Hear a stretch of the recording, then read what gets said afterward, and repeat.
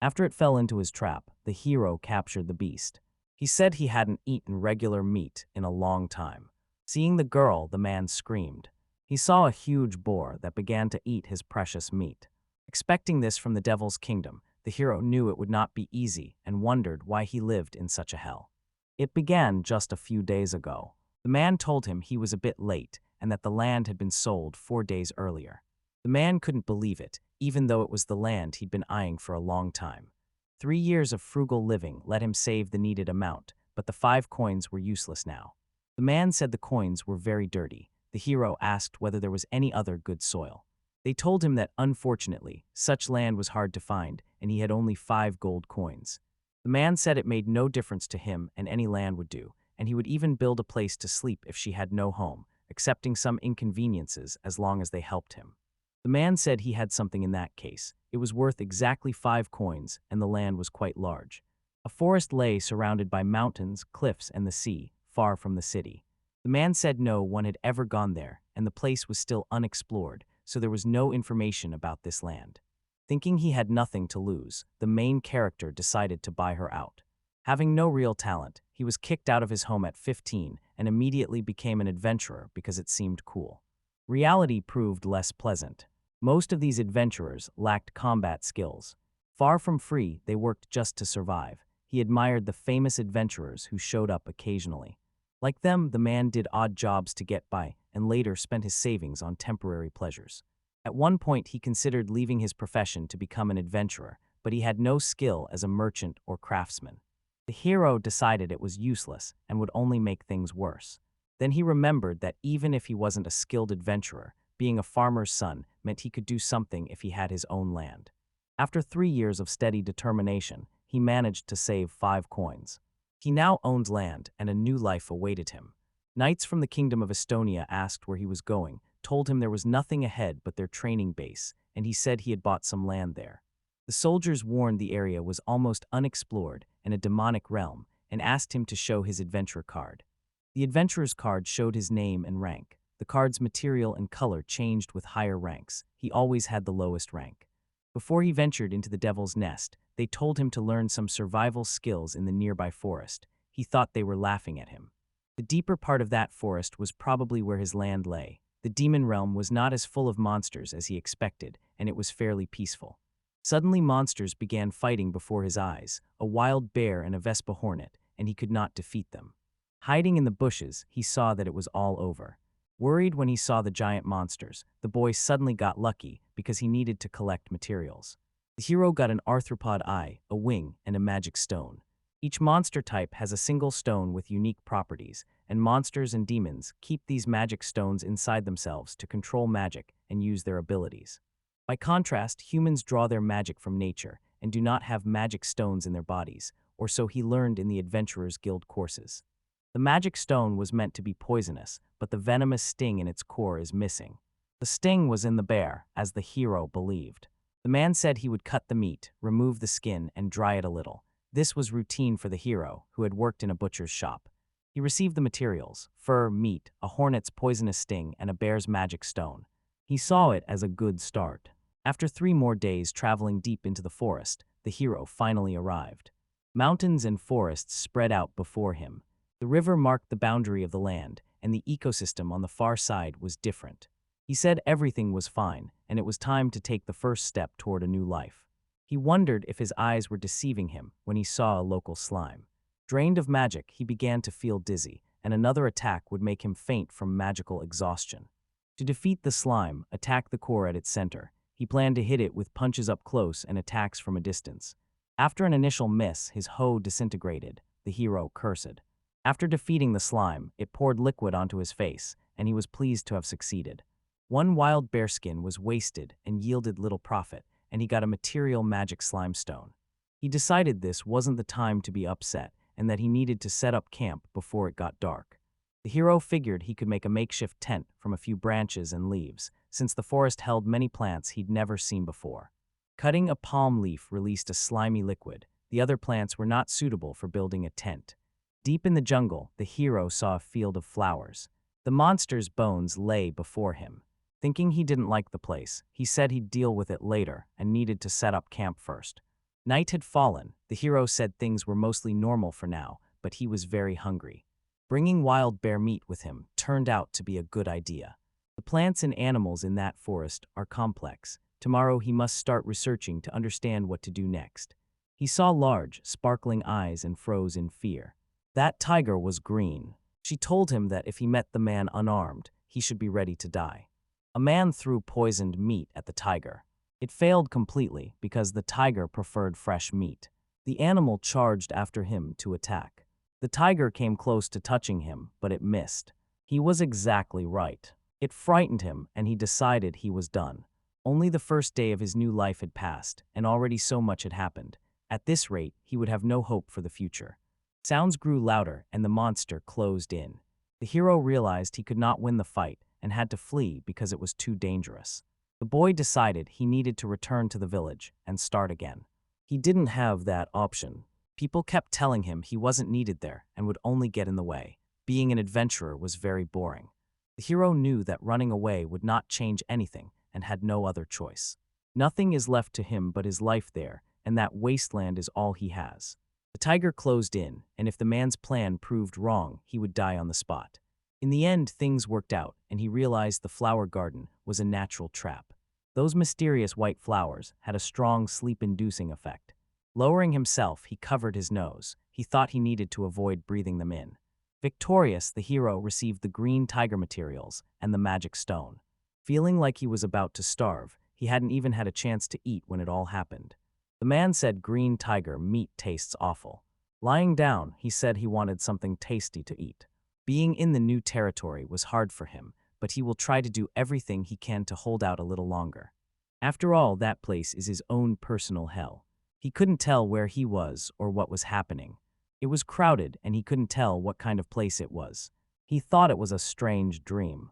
Since childhood, the hero had dreamed this dream countless times and wanted to know its meaning, and now he saw the slime that had already grabbed his bag. A man grabbed an axe and chopped his heart. Relieved that his bag wasn't damaged, the hero felt he was getting stronger. It was time to resume exploring that hell. It was his land, so he should know where everything was. He saw a girl who looked dead. The woman's upper body was that of a snake. It was likely a lamia. They were very strong. A Vespa hornet's poisoned stinger was inside her mouth.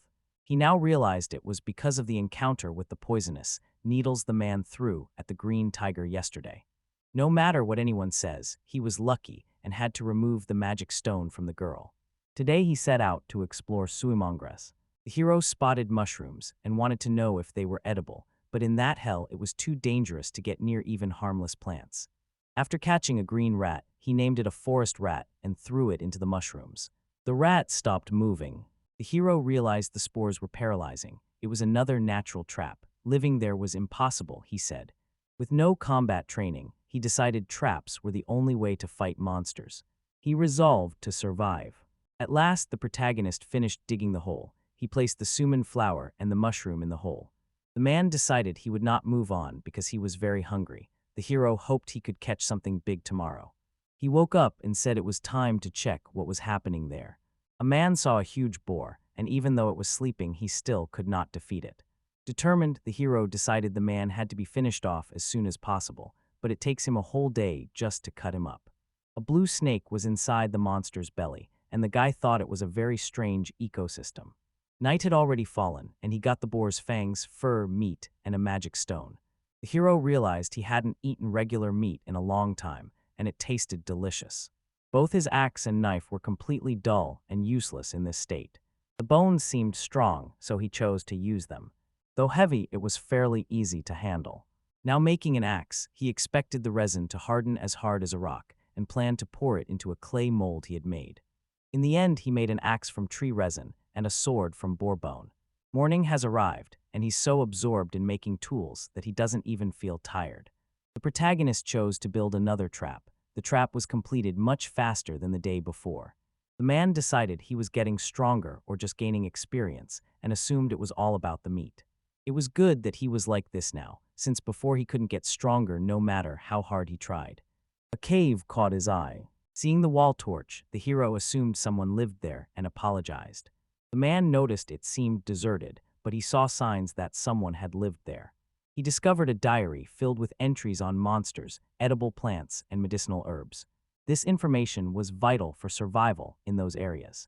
Surprised to find ruins in the demonic realm, he had no details. Neither brute force nor ordinary magic will work. A giant monster appears every 3 months. You must master space-time magic. Common sense advice from modern magic books won't help. Ancient magic circles are far more advanced than modern ones. Unknown explored that place. He regretted not being able to solve the mystery of those lands. The warehouse was packed with unfamiliar metals. The knives and armor appeared to be made by the stranger. The hero assumed the stranger was an experienced adventurer. Curious to learn about the stranger, he knew some things would remain secret. Most importantly, he should be glad he found such a shelter. The cave's interior seemed untouched, so it could be a relatively safe place. The protagonist chose to move there. He decided to build a house around the cave as a base, believing it could become a beautiful place over time, and his dream of owning a home was starting to come true. First, he needs to clear the neglected room, repair what can be restored, and make anything missing from the materials on hand.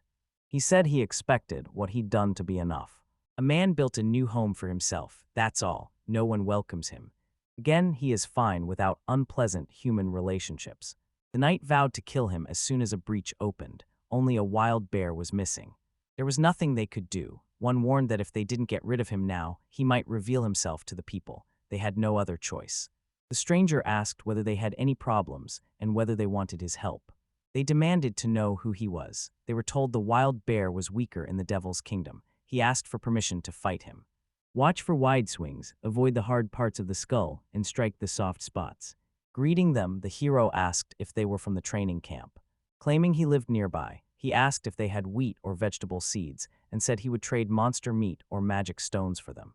The soldier said he had some at the camp. The hero suggested they go. If possible, he would also like to trade materials for coal and paper. He was relieved to have gotten everything he wanted. The man said he was starting to get used to life in the demon realm. There were still many places he hadn't been, so he needed to draw a proper map. He didn't know why the soldiers looked confused. The hero believed he had grown strong, but that was natural given he lived surrounded by formidable enemies. Absorbed in hunting, the boy hadn't washed for a long time, and the soldier, embarrassed by the boy's dirty appearance, assumed the boy smelled unpleasant. The hero said it was time to start farming now that vegetable seeds had appeared. He saw a huge turtle and started driving it away because it could ruin his field. She threw him a swamp, and he was upset because he had just washed himself. The turtle's leg was trapped in the swamp, and it lost its balance. To him, it was just a piece of meat. The meat tasted good, but the soup was even better. The stranger's notes mentioned that turtle. It was a smoked turtle you could catch and keep as a pet. This creature ranks among the weakest in the demonic realm. The protagonist decided it was time to keep exploring the lands, and his goal for the day was to find the sea. The boy had dried so much meat that it used up almost all the salt, so he planned to ask the soldiers if they had any. While mapping, the heroes could see the river from the hilltop and find the sea by following it downstream. He said the demonic kingdom seemed to end there. All that remained was to extract salt from the seawater. On the shore, he saw something strange. A girl lay there as he checked her breathing. The hero discovered she was a demon. To his knowledge, they lost the war to humans long ago and vanished. He figured he didn't need any more problems. Her breathing was weak, and he had no tools to treat her. He knew this land was his, and he wasn't responsible for the demons who crossed the border. The hero decided to pretend he had seen nothing. He had only come to make salt. A dinosaur chased him, and he had no idea what he was doing. A man tested the leaves on a wood rat. The taste was disgusting, but they would restore his strength. You figured he had done all he could. It was getting late, and he needed to find food. The hero offered the girl something to eat, and she accepted. The man said he did not know where she came from, only that she was now in a demonic kingdom on his land, and asked her to leave as soon as she finished eating the crab. She spoke in a language he did not understand. Calling him Makyo, the girl kept using that name after he said it was not his, and he resigned himself to it. The hero told the girl she could call him that and asked her name, and the girl said her name was Till. When she turned to him, he asked if she had enough food and apologized for not having more. A man asked her how she got there. He decided to use pictures to communicate. The hero said he understood almost nothing, but it seemed the demons had clashed with the girl and she had run away. He asked her if she was interested in his work and explained he boiled seawater to get salt. The girl used a great deal of magic. The hero asked her to wait and if she would look after the fire. The man felt events were beginning to unfold strangely. Since the girl planned to stay in the demonic realm for a long time, she could ask him to teach her magic instead of paying rent. He wound up with a lot of salt. The man decided it would be more efficient to work together. He woke the girl and told her to follow him. The hero said she could stay in his house until they built a boat to bring her back. She reminded him of how he was when he first arrived there. His house surprised her. He began to resent owning the house. He showed her the oven he bakes bread in, the forest rat he used for experiments, and told her not to touch anything. The girl fell asleep at his place, and he thought she was very tired. The hero brought her along because he thought she might be useful, but she could become a serious problem. Put simply, he's certain to be arrested if anyone finds out a demon is hiding there. He still believes the girl should leave. This man likes living alone in the demonic realm. Instead of waiting until morning, the hero woke her immediately to explain everything. The boy planned what he would say next, and so began the strange life of a man and a demon in the demonic realm. He told her she was too weak and asked how she'd survive in the devil's kingdom. He admitted he couldn't protect her all the time, and it seemed nothing could be done. The hero recommended starting with training. He suggested she first try to catch as many forest rats as she could. Shooting practice came next. The man asked her to stop shooting such large balls and to make them smaller and hit harder. He told her to aim properly and asked why she was closing her eyes. One mistake would finish her, so he told her to shoot. She hit the target. The protagonist told her to stop making that smug face. He couldn't say why, but it annoyed him. Exhausted after defeating only one green monkey before sunset, the girl needed him to babysit her. The boy asked her to teach him how to do magic. Something flowed from Till's hands and then returned, as if by magic. A slightly odd feeling came over him. Surprised by how much mana he had, the boy decided it would be wasteful to let it go unused. He wondered where the mana came from and assumed it was because he had started living there. He assumed he could use magic in battle, but he hadn't thought it through. The hero said he would try household magic. He did something and the girl let out a breath. Magic is an image. After hearing it, the man said it means you can create anything with magic. He used the image and drew a faint magical flow, but it was too small and weak to be useful in battle. The man said they must try to kill as many monsters as possible. He showed her the route they would take today. The protagonist said if she was afraid she could fly up using wind magic. He asked if controlling magic was hard and said she would have to climb up then. She turned to him and he told her not to scream because it was part of the training.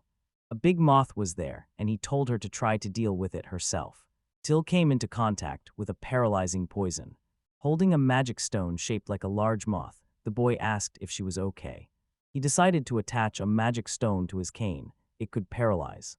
That proved to be a good idea. From then on, she progressed rapidly.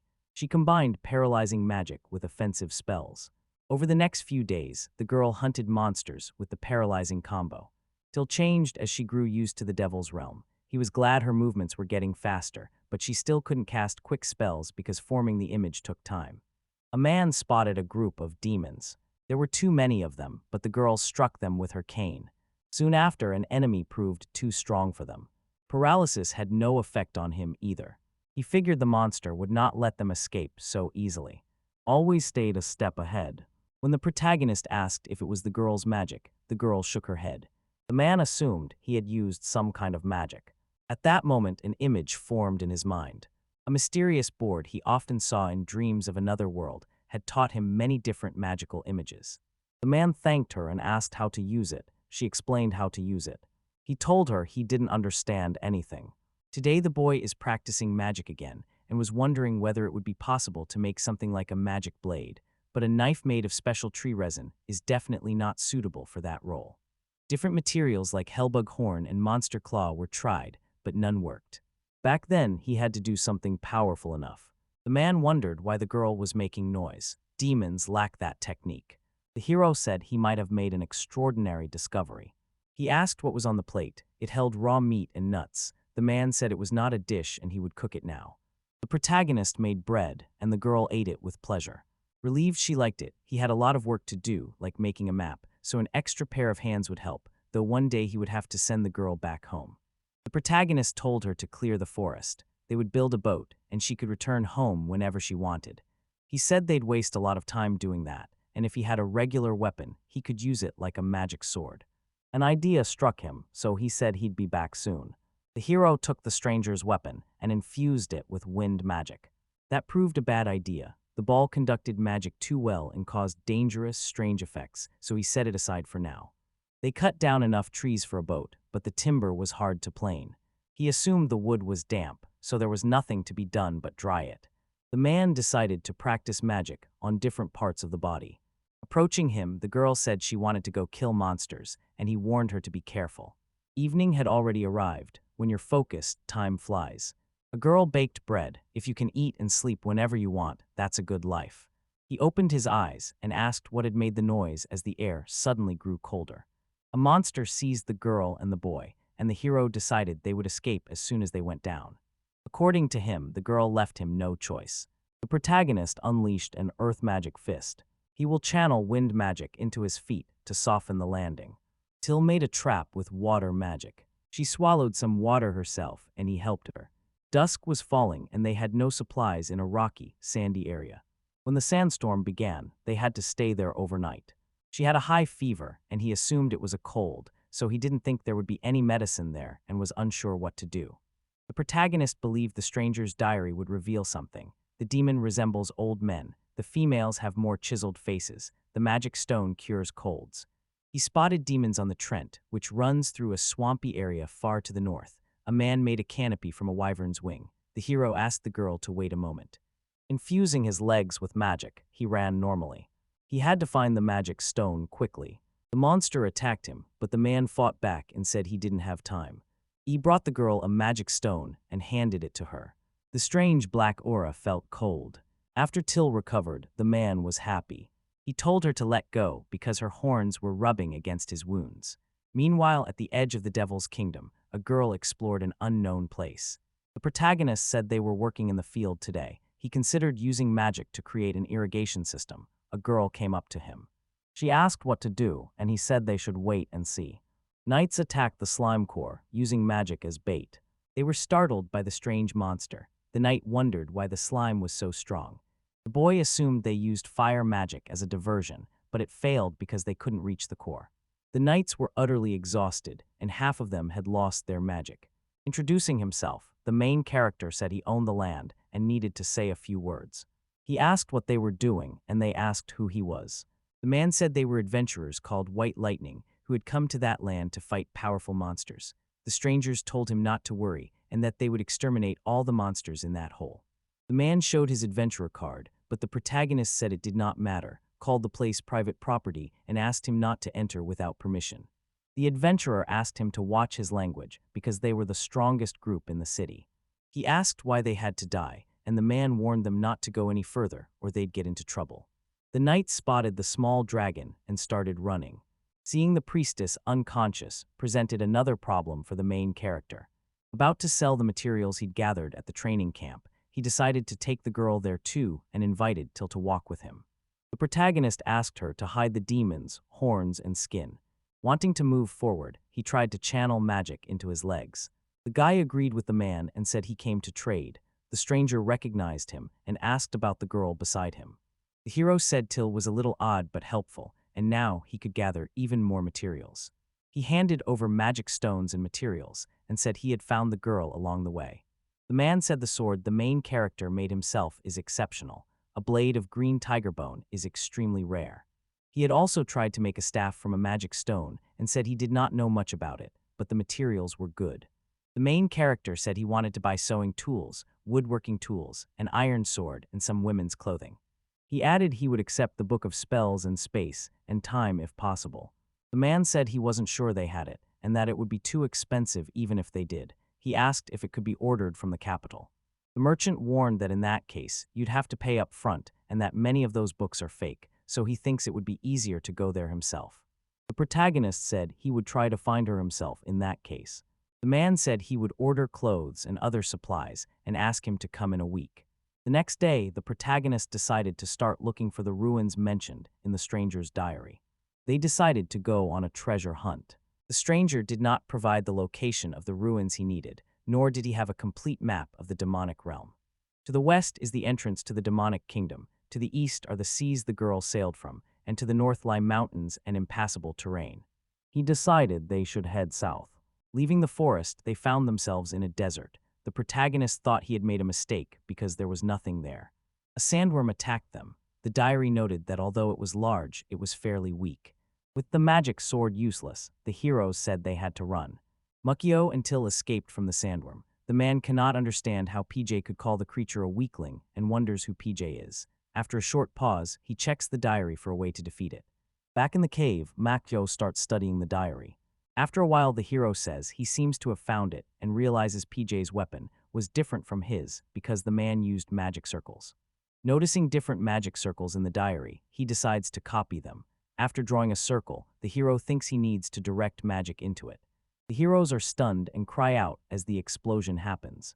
Mukio channels his power into another magic circle. The stone splits into two, surprising him. Inspecting it, he asks aloud whether the inscription really cuts through space. Mukio remembers the man's belongings, and the hero notices that PJ has hidden magic circles in everything to make them look ordinary.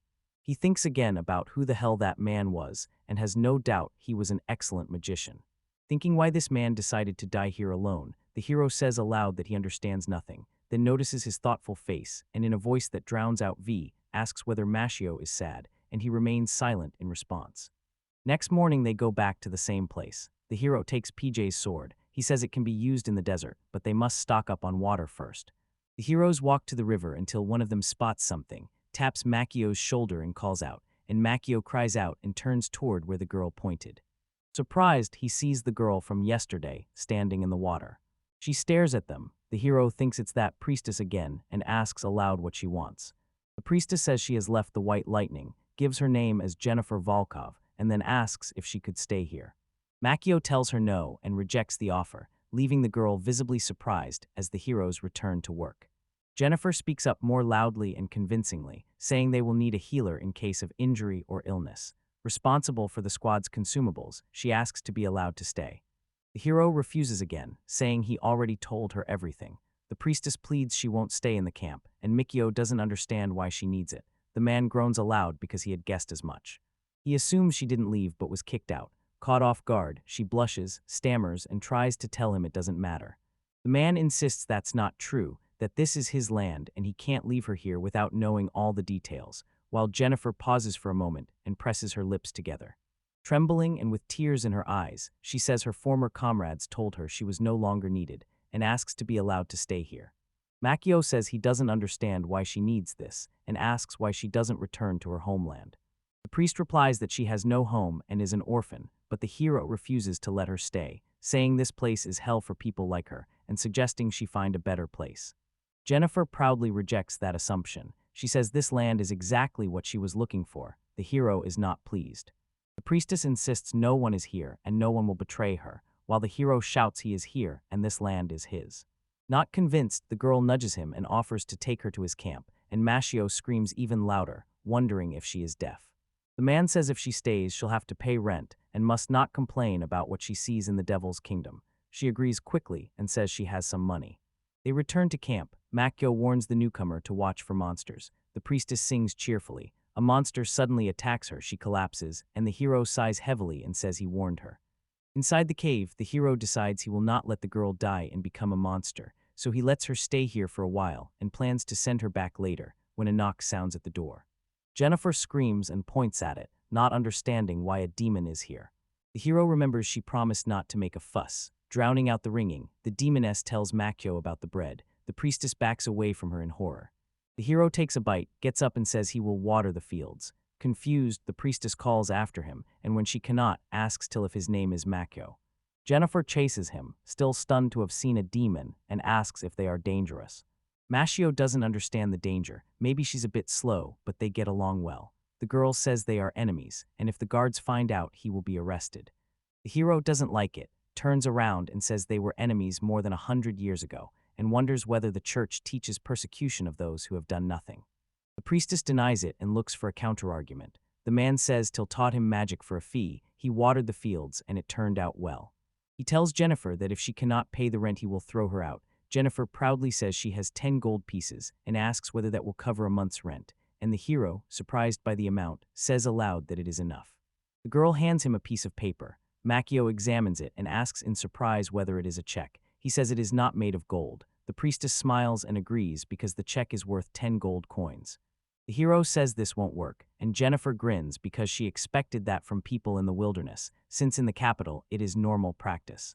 She says the check must be taken to an exchange office, where the gold can be exchanged. Makio points out they are not in the capital, and there are no exchange offices here. The priestess bristles with anger. The girl says she understands everything and asks if he really needs a worker. She adds she can wash dishes, collect firewood or a fire, then breaks off. Turning inward, she mutters that she will do anything, convinced that one day she will become the highest official in this ideal country and take revenge on them.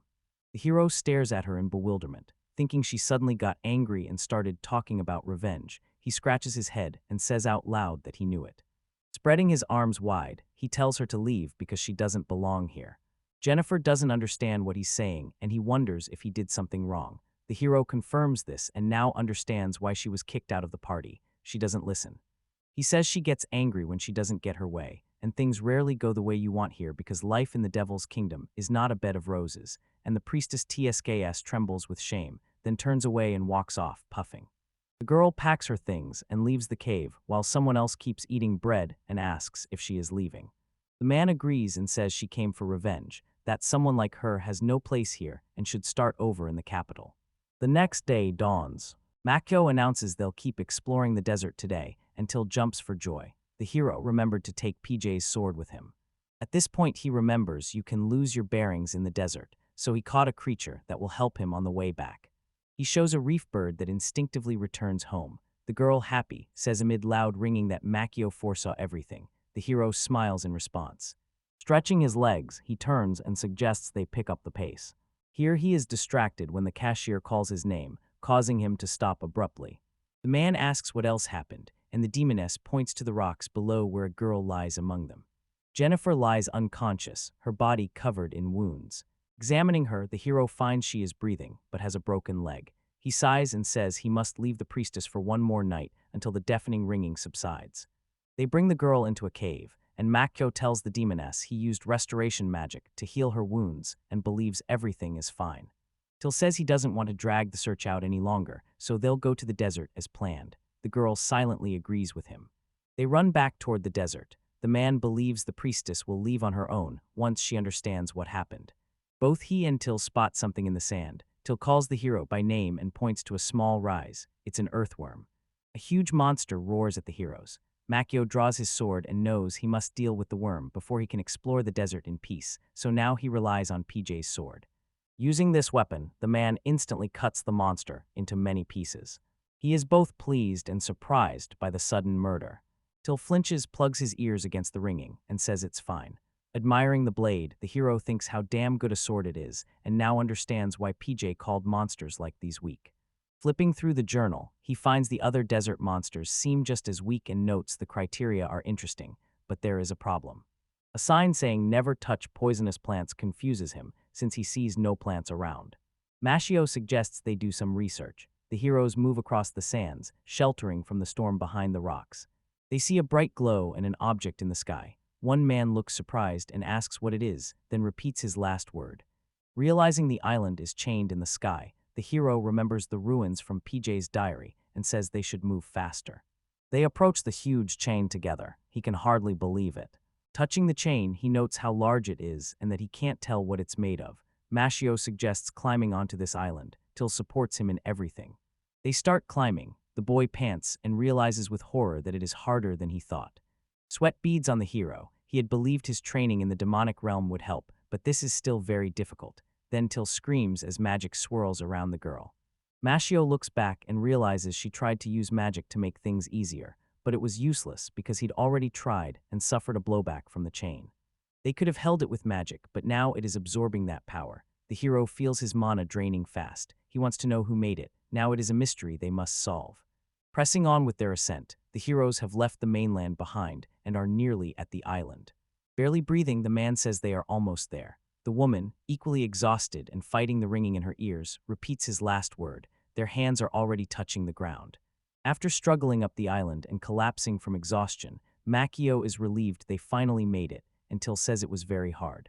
The hero looks around and assumes the area ahead is a city. They scan the island and the man thinks he sees houses, furniture, or signs of settled life, so he keeps looking, but it feels more abandoned than ruined. Looking into a house, Makio finds no human remains or signs of a struggle, so the island appears uninhabited. Thinking out loud, he says it looks like they just vanished, till looks at the hero. They then spot something nearby. The man wonders whether it is a grave. He studies the inscription carefully.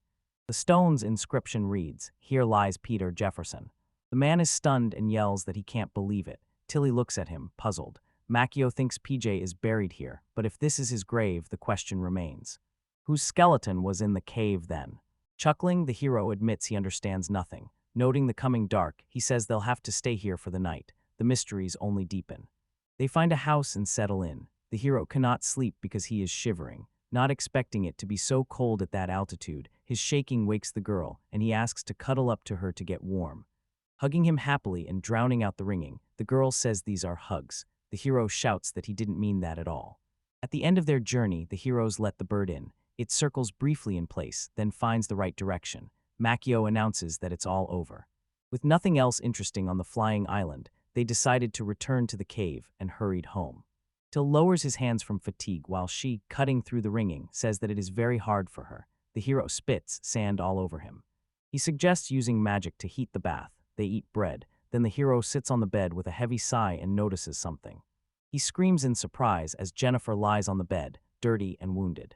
Bewildered, the hero asks why she is still here. The girl rises and Makio examines her more closely, seeing that the priestess's fingers are broken and that she has a fever. A man calls loudly for Till. A demoness approaches Jennifer and casts a healing spell. After that, the hero repeats his question about why she is still here. Jennifer looks away, embarrassed. Hugging her legs, she says she couldn't get out after entering the forest because monsters and hostile plants attacked her, and she quickly became lost, and Makio thinks the whole ordeal humbled her. He asks aloud why she did not use restoration magic, since she is a priestess. She says she used it so often she ran out of mana. Sighing, the hero says he is very tired and will go to bed. A man asks the girl to watch the fire. Jennifer, puzzled, asks whether he means her. He replies that it is not hard, she just has to work off the food she ate. The next morning, the hero wakes up, stretches, and yawns. His gaze lands on the girl. The priestess sits opposite the fire, staring at it without blinking, and the hero says it seems she has been watching the fire the whole time. Jennifer blushes and says she was completely helpless when she arrived and couldn't even get out, and the man sighs, scratches his head, and reaches for one of the staffs. He offers the paralyzing cane and says he will give it to her. With it, she can paralyze the monsters and reach the exit by the stream. She is stunned, reaches out with a trembling hand, then quickly pulls it back. Kneeling, the priestess promises to pay for the accommodation and asks the hero to let her stay here for a while. The hero is very surprised by this. The girl keeps asking, aware she is not good enough but now recognizing her weakness. The priestess lowers her head and says that if the girl leaves without trying, nothing will change. Makio asks in return whether she wants to change and what she meant about revenge against her former comrades, while Jennifer silently considers the questions. She explains that she became a priestess after her parents abandoned her. The church sisters once told her to live freely, gently banishing her. Following their advice, she became an adventurer but was banished there too. Jennifer says revenge is just a convenient word for self-justification. The reality is that no one needs her, so she did not want to admit her weakness. The hero continues to listen in silence. The hero then asks why she needs to stay here. The girl quickly stands and says it's because they both live here. He is surprised because he didn't expect that answer. The priestess keeps saying cheerfully that they don't care whether anyone needs them and that they live freely in these harsh lands. Smiling more, she says it's really cool. Makio can't find the words to respond. Bowing again, the girl asks the hero to teach her how to live an adventurous life and begs him to help. The man shouts, not understanding the adventures she mentions, since he's just wandering to explore his lands. He quickly turns away, calms down, and lets her do as she pleases, only asking that she not drag him into it. The girl lifts her head, surprised. Now she smiles again because everything is fine. Jennifer quickly turns and cheerfully asks Till to teach her how to bake bread, and the demoness, still eating and drowning out the ringing, asks again. Jennifer clasps her hands, still confused, and calls Mashio. The hero thinks the girls are getting along very quickly. Showing she has settled in quickly, the priestess lays a blanket in the niche and asks, since he has allowed her to stay, if she can use the place as her bed, and the boy replies. Fearful, he worried he appeared to be planning to live here alone and wondered where he had gone wrong. Then Jennifer said she had forgotten something, pulled out a coin, and added that although the advance was small, it was at least something. Mashio studies the advance and says it's the first time he's seen such an old coin. She says it belonged to a zombie woman, the only monster she could defeat. With that revelation, he understands everything and things have changed. Jennifer stayed with them for reasons he could never understand. In the evening, the hero whittled wood with a knife. The priestess asks what they're doing. Makio says they're making a cane to sell at the training camp. It may not look like much, but it works well. The girl keeps examining the items. She suddenly shouts that everything is wrong, leaving the hero shaken by the rush of emotion. Jennifer examines the cane and asks whether it causes paralysis. The man confirms it and asks why she cares, and the priestess says it is a very effective debuff weapon, not a cheap item. The heroes break into sheepish smiles. Makio scratches his head and stammers, asking if it's true.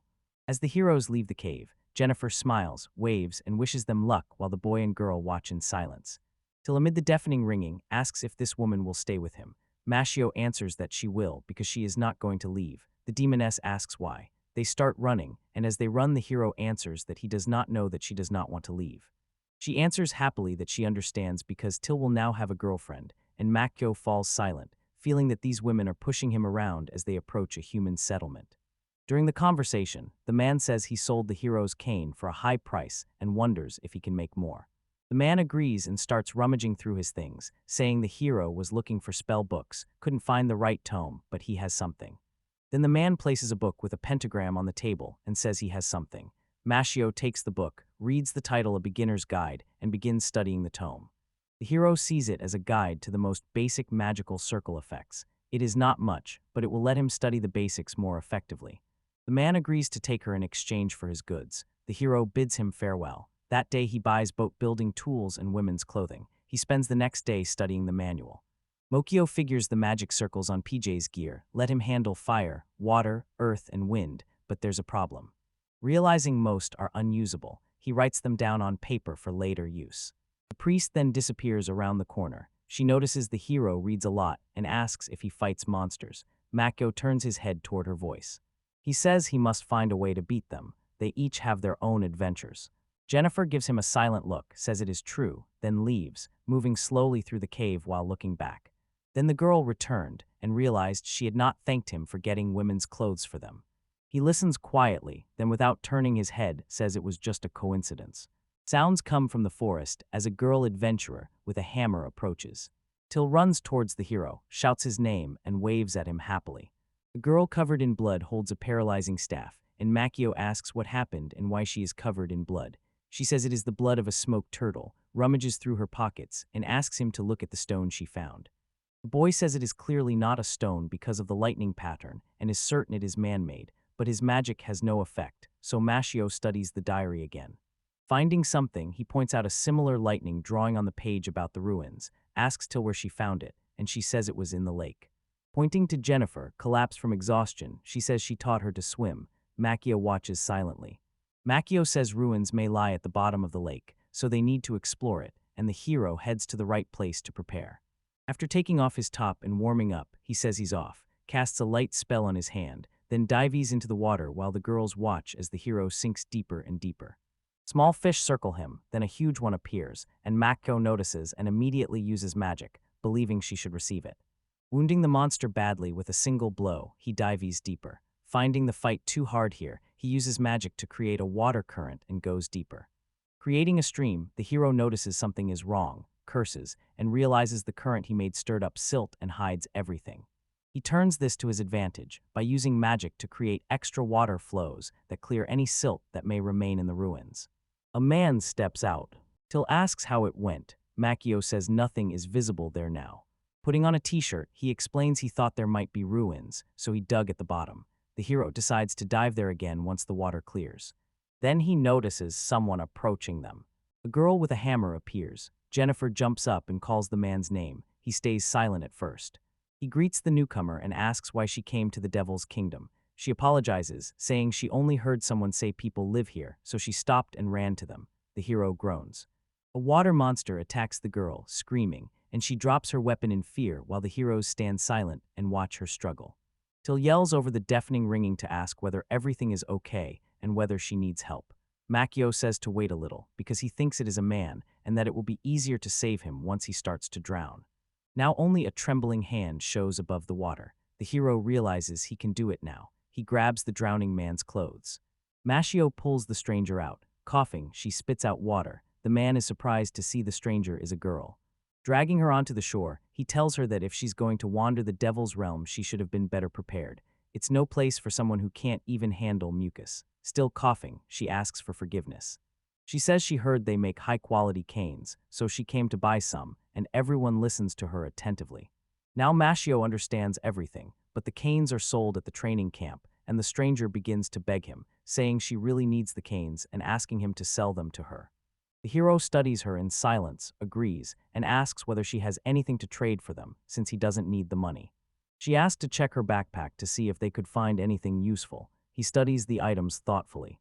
The book catches his eye and he flips through it, asking if it is a history book because he is interested in that kind, and the stranger replies that it should contain the history of these lands.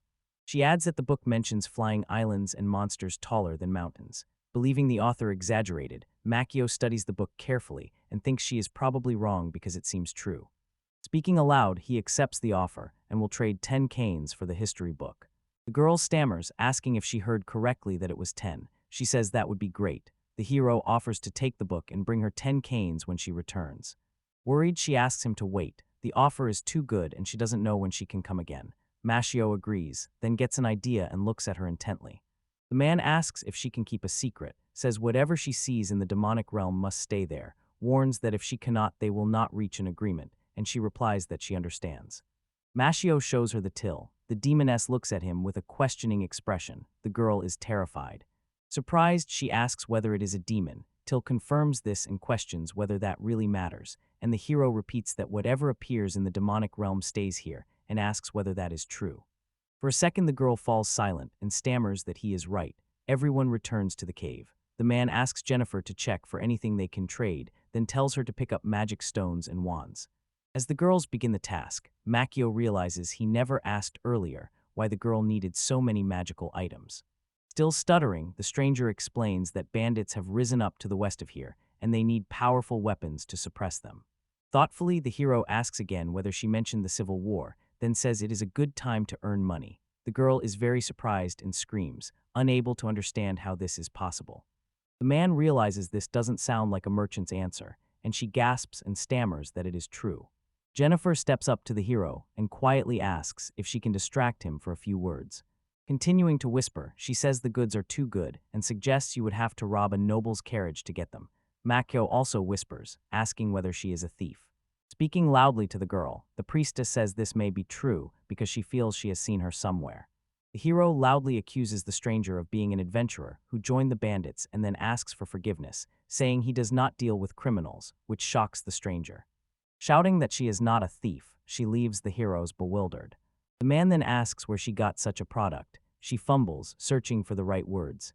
Stammering again, she admits she is a noblewoman from Eastern Canir, sent by her uncle the Lord to buy weapons. Jennifer now knows where she saw her. Mashio gives her a puzzled look and says he didn't understand anything. The priestess explains that Eastern Canir is the nearest land to the Devil's Kingdom, and most accept that the Devil's Kingdom lies within Eastern Canir. The hero falls silent and considers her words. Pointing at the adventurer, he asks again if he heard right that a civil war broke out in her territory, and a nobleman's daughter came here to buy weapons, then tells her she should run away. Stuttering again, the noblewoman says loudly that the people of Eastern Canir cannot flee. Jennifer backs her and says Eastern Canir is next to the elves' lands, so they have nowhere to run, and the elves see them as barbarians. Makjo understood this, but her uncle had let her go so she could run away. She quickly replied no, she would not, because she is the best female warrior in Eastern Canir. The hero now understood and said the main thing was that she had not stolen them. The man hands her the staffs and orders her not to speak of this place as she leaves the forest. Loaded with belongings, the girl departs. The heroes then continue exploring the lake. That day the man says he found the bones of a giant monster and nothing else. The next day the girls drop in on the hero, until, his voice drowning out the ringing, asks Makio if they will explore the lake again today. He says they won't go today because he plans to read. The book he took from the adventurer turned out to be a history book and taught him that long ago a country stood on these lands. But then, for unknown reasons, people began disappearing in large numbers. Giant monsters devoured the flying islands, a religion arose that saw deer as God's messengers, and natural disasters were constant here. The hero suggests this cave may have been a refuge. Eastern Kenir, the girl's homeland, now draws his attention, and the book says it is fertile but often troubled by uprisings and wars. Mashio concludes that the adventurers appear to have started the civil war. In one illustration, he sees heroes who have reclaimed their lands. After a moment of thought, the hero says aloud he doesn't like it and feels a storm coming. The heroes return to the village on the edge of their lands. The man says no to Machio and adds that he can see no one is sending them anywhere. The hero says a noble warrior woman came to him yesterday and warned of a rebellion in the neighboring territory. The warrior says he heard it himself from adventurers. Those lands are too far away. Saying the rebellion has probably been put down, he tells the hero not to worry, and Machio looks at him in silence. When they're done, the boy and girl run back. The hero says that, for now, the man is right. The demoness thinks quietly, then gets an idea and calls him by name. Heavy rain pours across the demonic lands. The heroes try to return to the cave across wet, slippery rocks, while Machio curses and says it is a very powerful rainstorm. By the cave, they spot a priestess dragging bags with something inside, and Jennifer calls the hero by name while carrying her own heavy bag. The boy realizes she has already covered the passage with sandbags. The girl says the cave is safe for now, but if the rain does not stop, their fields will suffer. Surprised, Machio admits she's right and says he must check how things are going. He rushes off quickly. A huge stream of water floods the crops. Seeing this, the man realizes the water level is rising and they will be flooded at this rate, so he decides to redirect the flow of earth magic. Using this magic, he lifts the ground under his crops and leaps off the raised soil. The rain shows no sign of stopping. The boy returns to the cave. The priestess asks how things are. He replies that not much has changed. He saved the field, but everything else is flooded, so he will not be able to expand the farm. The girls look on in surprise. Machio says they'll have to trade goods for vegetables and wheat for a while. He says it rained all day, and by the next morning the rain was even heavier. Till returned from reconnaissance and reported a hurricane had started. The hero realizes he can't go outside and will build a homemade trap using PJ's magic circle. He begins the plan and speaks aloud about each step, first drawing a magic circle on a piece of wood and leaving one line unfinished so it won't explode. The hero pictures a huge monster caught in an explosion. He suggests placing a piece of wood under the fallen leaves so the monster's legs would be torn off. A loud noise makes him jump. Machio turns and asks what the noise is, and the girls run to the entrance while Jennifer calls him over. A huge black mountain looms behind the trees. The man asks in bewilderment where this mountain came from. The girls stare at it in shock. Jennifer calls his name and begins to say something about this mountain. The hero finishes by saying it moves. A lightning bolt strikes the ground as wind swirls around the unknown object. A hurricane uproots trees, and the lightning grows more intense. Machio warns of fierce wind and lightning around the mountain. The monsters cannot cope with the wind and flee farther in fear. The hero remembers that this was in PJ's notebook, and shocked, asks if this is really the huge monster that appears every 3 months. He screams that he's a walking disaster and can't understand why no one noticed him before. A massive bear body hurtles toward the heroes. They are stunned and barely have time to jump back. One man groans. Other monster bodies fall nearby. On the other side, Machio sees a crocodile and a snake burning after a lightning strike. A man says the tornado lifts the monsters and then lightning strikes them. Scanning the cave, the hero notices part of it has already collapsed, knows they could be buried alive if they stay, and spots the demons fleeing north. He shouts to Till and Jennifer to get ready, and they're heading north too. Wind around the monster picks up, and he lifts his legs even higher. The hero asks Till to enchant her legs so they can run as fast as possible. After that, he lifts Jennifer onto his back and tells her to tie herself with a rope. Jennifer asks for forgiveness. He calls everyone forward. The heroes hurry away from the approaching hurricane as the ground is destroyed and trees are uprooted. Monsters keep falling. The ground splits and the heroes leap onto the rocks. Machio thinks about how they will continue moving north. The rain keeps falling. At last, the man announces they have reached the wasteland. Silent, he stares in shock at the picture before him, breathing heavily. Smoke pours from the monsters as lightning strikes them. Machio feels like it's the end of the world. The hero says the wasteland won't do, so he suggests returning to the forest. They are all breathing hard. Machio thinks they just need to find shelter. The pieces of wood give way under his feet, and he and the girl on his shoulders start to fall into the void. The hero, surprised, asks what happened. They then plunge downward, screaming in horror. At last they touch down. The man says he's in pain. He looks up and scans the area. It looks like an old well or the ruins of a long-ago settlement. Mihio tries to stand and winces in pain. The man checks his ankle and thinks it's broken. Jennifer begins untying herself and warns him. Leaning heavily against the wall, Mashio thinks at least they are sheltered from the rain and wind, till looks down and calls the hero by name. The hero replies that they are alive. The demoness smiles with joy. She also goes down to gather branches for firewood. The girl puts them together and says the sky has stopped going biddish, biddish, biddish. The fire flares up, and everyone sits around it.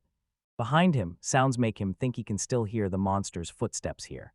Bowing slightly, the priestess says she thought she was going to die and asks to be forgiven for holding them back. And the man, his voice breaking, tells her it's okay and that no one expected it to be her. Fates, the girls call out his name. Sunlight filters through and water drips while someone calls Makio to wake up, and he only hears the whole phrase the second time. The hero forces his eyes open as Till calls his name even more angrily. Mashio asks how long he has been asleep, then looks surprised and asks if his leg is all right. The priestess says she cast a healing spell on it. At that moment, she points into the darkness and calls everyone there. Startled, the hero stands up, grabs the torch, and goes after the demoness with the priestess. Looking around, he thinks this might be a well or that underground water runs through here. Inside the cave, they find glowing mushrooms, and he and Till gasp, calling them beautiful, while Mashio looks around, says he doesn't know what kind it is, and warns them not to touch it. They find an underground lake, and the hero can barely see in the dark. Till calls his name, hands him something, and says this is the thing. He is surprised and understands what it is. It's the same patterned stone. Makio asks where the girl found it. The girl says the skeleton has it. Deep in the cave, a skeleton in a cloak sits. A man asks whether it is another corpse, and Till says it needs to be examined since it might have left something behind. The heroes find another book. Makio offers to examine it, and the priestess says it's a guide for beginning adventurers, but the book looks very old. They find a stone in the book, and under its picture read the words, "Never lose the key to the dungeon." Mashio studies the object closely and asks again if it really is the dungeon key. Till asks what type of dungeon it is. The man says he has never been there, and Jennifer says she was part of the capital group and they were heading to the deepest part. Studying the guide, the hero finds a note at the end warning that if the monster steals the dungeon, everything will be over. Everyone turns to her, puzzled. Mashio asks how someone could steal a dungeon. The priestess thinks it over, but Till stays silent. Screaming, the demoness says it's impossible. The hero urges them to get out of here quickly. Realizing this, the hero notices he no longer hears the giant monster's steps. Mashio manages to get out of the well, lowers a rope for the girls to climb up, and the man says it's good the sky has cleared and the giant monster has disappeared.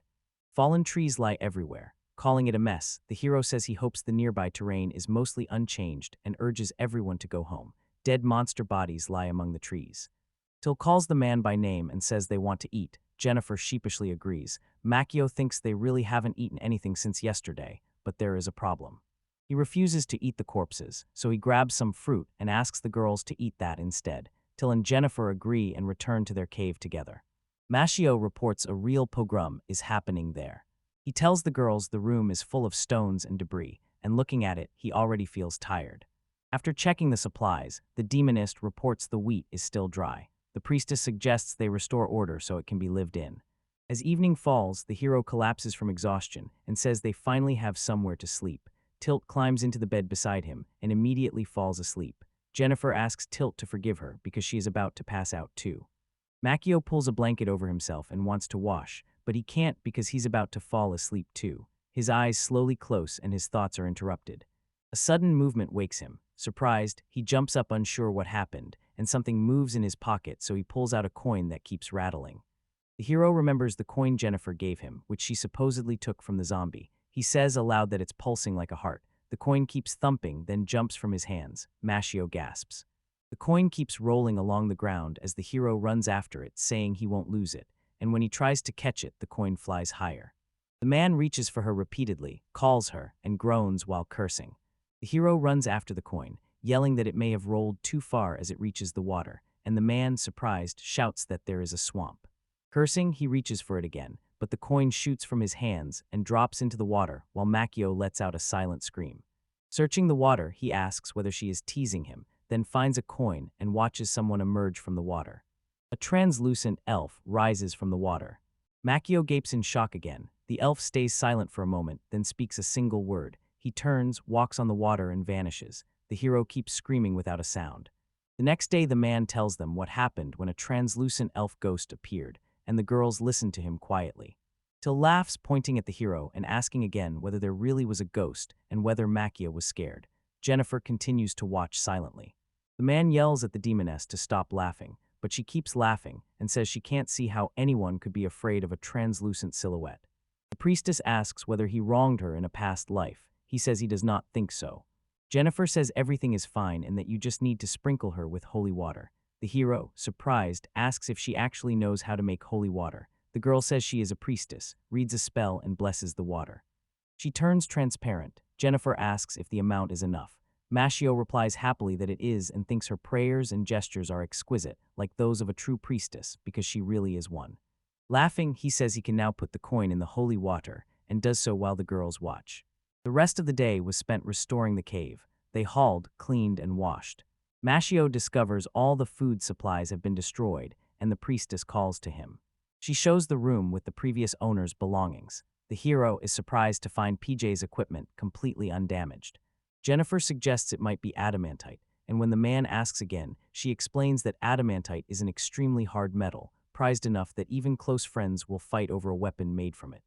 Mashio notices PJ lives here alone and has no friends. Then someone calls him Till. She points to the toppled pentagram, and the hero gasps as the drawing starts to glow.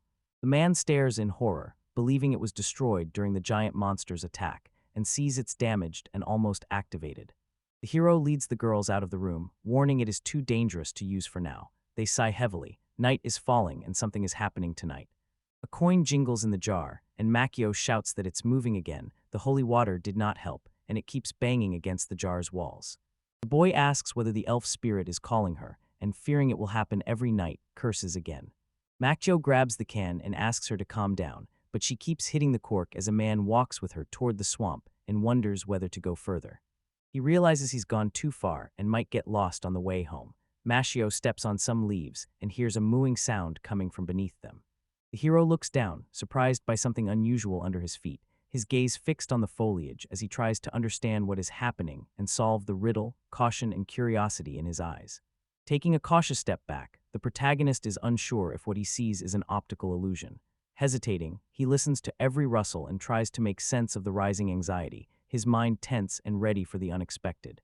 A moment later, the protagonist steps on the pile of leaves again to test his suspicions and fears. The leaves answer under his foot with a rustle and a slight shift. He nods, confirming his suspicions and fears. Convinced someone is hiding in the nearby foliage, Mashio drops to one knee, moves closer, and slowly sweeps the leaves with his hand. At first he can't speak, just standing there staring at a point ahead, his face a mix of surprise, anxiety, and confusion as thoughts race through his head about what he's about to see. An elf with long ears lies in the undergrowth, wearing light clothes and mysterious markings on her hands, unconscious and motionless like a lost soul in the forest. The hero stands and recognizes her as the elf from yesterday who had caught his attention, and his expression turns serious and focused.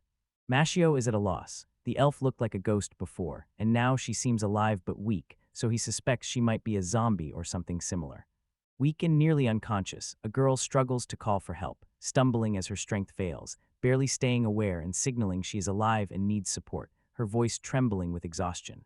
The hero looks at the bottle of water in his hand and notices the coin inside has settled, which strikes him as strange and important. The protagonist carefully lifts the girl and brings the bottle to her lips while checking her condition. Holding the bottle in her hands, the elf drinks so greedily that water runs down her face, showing her intense thirst. Now standing despite short hair that hides her eyes, she keeps to herself, acts cautiously, and struggles to say thank you. Struck by her height, the hero notices how she stands out among ordinary people and finds himself more interested. The protagonist wants to know where she came from. Meanwhile, the elf stays guarded and watches him warily, not giving all the details yet. Water runs down her skin as she says she comes from the land of the elves beyond the mountains, her voice quiet but confident. Mashio studies her closely and asks whether this country lies beyond the snowy mountains, then asks her name. The girl says her name is Helgen, or just Heli, speaking slowly and haltingly as if each word is hard for her. Mukio and Heli stand facing each other. He says he owns these lands, sees she is very tired, and suggests she go there. Kneeling with her head slightly bowed, she begins to explain that she couldn't move because the ground seemed to swallow her. The girl says she was seeking help for her spiritual self and was lucky to meet the landowner, smiling despite her fatigue. Realizing he is facing spiritual magic rather than a ghost, the protagonist's doubts slowly fade. Mashio looks down at her, asks if she can stand and waits for a yes, ready to help if needed. Carefully, the protagonist lifts Heli and holds her so she does not fall and places her hand on his shoulder as they start walking together. Spotting a cut on her shoulder, the hero points it out. The girl looks at the wound in surprise, as if she hadn't noticed it right away. They examine her shoulder wounds carefully. Deep cuts are visible. The hero is seriously concerned. A strange mark showing traces of a knife catches the protagonist's eye, and he stays silent about it for now while remaining interested. Makio is stunned by what he sees, and his surprise is clear because he doesn't expect to find such marks on the girl's shoulder. The hero studies Heli, suspecting she may be a runaway slave, and asks her directly about it while watching her reaction. Heli insists she is not a slave, saying she ran away to escape state slavery, her voice steady and determined. She asks him if he thinks she is a criminal. The hero watches her with suspicion, gauging the possible risk. The girl says no, she was only trying to stop a senseless war. Her words sound sincere and heartfelt. The hero calls this treason and labels her a slave criminal, firmly holding his harsh view and not willing to change it soon. Heli angrily insists she is not a traitor, saying she was persecuted and forced to flee her country. Kneeling, the girl makes clear she does not want to cause trouble and asks the protagonist for permission to stay on his territory temporarily. Stunned by the request, the protagonist cannot answer immediately, and his serious reaction reveals inner doubt. The hero worries whether she can afford the rent to live there. It is an important question for him, and he is waiting for an honest answer. A dark cave lies ahead with no light, seeming mysterious and unsettling, and the two girls watch the exit warily, silent as they observe what is happening. Hallie introduces herself and says she is happy to meet them. The girls see her as self-centered and respond with mixed signals. Rubbing his head, the protagonist notices a group of outcasts gathered and can't understand why this place draws them, while the girls study Helly, taking in her appearance and how she behaves. Sighing heavily, he thought with clear irritation that another neighbor would surely add a sea of problems, and he felt slightly tired. He realized he had no idea what this odd, eccentric elf would bring or how many problems she would create for him in the near future. An unusually shaped plate sat in front of him. The hero looked at his plate and said calmly that, though modest, it would still fill him enough to keep his strength during this difficult time, showing he was trying to cheer himself up. The girl with small horns said the wheat was gone, so they could not make any more cakes, and the hero thought hard about the consequences. Makio realized things were going very badly and figured the huge magical monster that had recently appeared and damaged their supplies had left nearly everything washed away by the flood. The girls suggested going to the training camp to swap resources and supplies. Hilly stood nearby, watching closely and weighing how much the idea would help them. After finishing the flatbread, the protagonist thought about what to take, since almost all the food and weapons were unusable, and to survive they needed to stock up on supplies for future campaigns. Using the remaining supplies, she decided to try making a staff since it would be the easiest option, and added monster skins and potion ingredients. By the fire, Mashio considered the plan and asked the girl if she knew anything about medicines and could help make healing potions, hoping it would ease their situation. After a moment's thought, she admitted she knew a little about pharmaceuticals but lacked deep knowledge and did not know how to develop something that could be sold profitably. Both heroes agreed to focus on potions, choosing to make elven healing potions that would be in demand and let them acquire the resources they needed. Staring at a nearby stone, the elf was called by someone and snapped out of her thoughts, bringing her attention back to her surroundings. Mashio suggested they make the same healing potions Helly used to make because he believed it would be useful and help them start trading with the other villagers. A sly gleam crossed the elf's eyes as she laughed and closed them, showing she liked the idea and was ready to work hard to help the whole company. Healy agreed to the proposal, saying it was simple and she would pay for her stay by making potions, a fair compromise for everyone. Heading straight for the cave exit, she pointed the way and planned to search for the needed ingredients, while her companions only asked her to be careful because the forest was full of dangers. Everyone froze in a stupor. The girls kept eating slowly, and the protagonist could only think that it was happening exactly as he had expected and that many trials lay ahead. He looked down at the elf lying on the ground, making strange noises as scorpions crawled over her, and said tiredly that he always had trouble with her. Stunned, Healy stared at the hero and the scorpion in his hand, unable to speak. The protagonist kept the scorpion steady and asked whether both were alive, hoping for any answer. When silence fell, the hero stopped pressing for an answer and asked Till to go with him to gather magic stones for a staff, and she agreed, raising the staff. Jennifer had to gather edible plants and other materials around the cave to restock the team's supplies and prepare ingredients for food and potions, essential for their survival. Calmer now, Helly sat in the cave and agreed to start making potions from the collected plants, which became an important task and gave a sense of order and control. The hero needs to get to work. Syl, the main character, entered the forest, carefully scanning the area. The main character noticed that after the giant magical monster appeared, the number of dangerous creatures had decreased and pondered it. Night fell and the forest was shrouded in darkness. They spread the day's stones, plants, animals, and threads across the cave floor, using them as the basis for making the tools and potions needed to survive. Jennifer smiled at the big catch, clapping her hands and encouraging the whole team, giving them the strength to continue the fight. The arachnid thread stood out to her, and after examining it, she said it would be excellent barter material, bringing valuable resources, profitable deals, and boosting the company's morale. Hallie demonstrated her medicinal potions, held out a vessel sealed with a cloth lid and bound in thread, and asked that the herbs be kept for evaluation and further use. The protagonist told the elf that if she could not pay for her stay, he would have to evict her, but if she could pay, she could stay as long as she wanted, and his words made her think about her responsibility. After saying this, the hero headed to the training camp and told 2 girls to watch the house while he was away so no one could break in and the place stayed safe. The girls wished him luck, said a warm goodbye, and hoped he would return soon, each understanding how important the task was. The protagonist made a mental shopping list and planned to ask for more vegetables, fruits, and construction tools to improve his living situation and prepare for the future. On the horizon, a camp where resources were exchanged came into view, its wooden houses, watchtowers, and a bridge making it look like a fortified settlement ready to repel attacks. Carrying a backpack of goods to trade, Mashio felt the air turn strange and unsettling, as if something dangerous lurked around the corner. He and the hooded girl stared at the wooden spears jutting from the ground. The spears were a clear sign of protection or a warning of possible danger, so they stayed on guard. Fights took place inside a circle of soldiers that formed an arena, and one fighter faced a man in light clothing who displayed impressive speed and agility. He darted toward one of the soldiers. His left-hand dagger sliced through the air far faster than the soldier's sword because it was lighter and more maneuverable. The adventurer watched the fight, trying to tell if it was a training session and whether the fighters were a child or an adult woman, since the movements were very fast and precise. The captain approached them and greeted the hero cordially, noting he had returned to camp and offering friendship and cooperation. The company greets the captain and asks what caused the noise and commotion, since everyone needs to know the situation and the reason for their concern. Wearing steel armor with his arms crossed, the captain said it was an exercise to calm people gripped by fear and anxiety after the recent events. Inviting the protagonist to listen to the war news, he wanted to hear his thoughts on how the situation at the front was developing. Talk of war made Mashio uneasy, so he refused to join the conversation and asked to trade goods because food had almost disappeared after the disaster. The captain accepted the exchange knowingly, starting a mutually beneficial cooperation and giving both sides a chance to strengthen their positions. Inside the building, the hero examined the goods.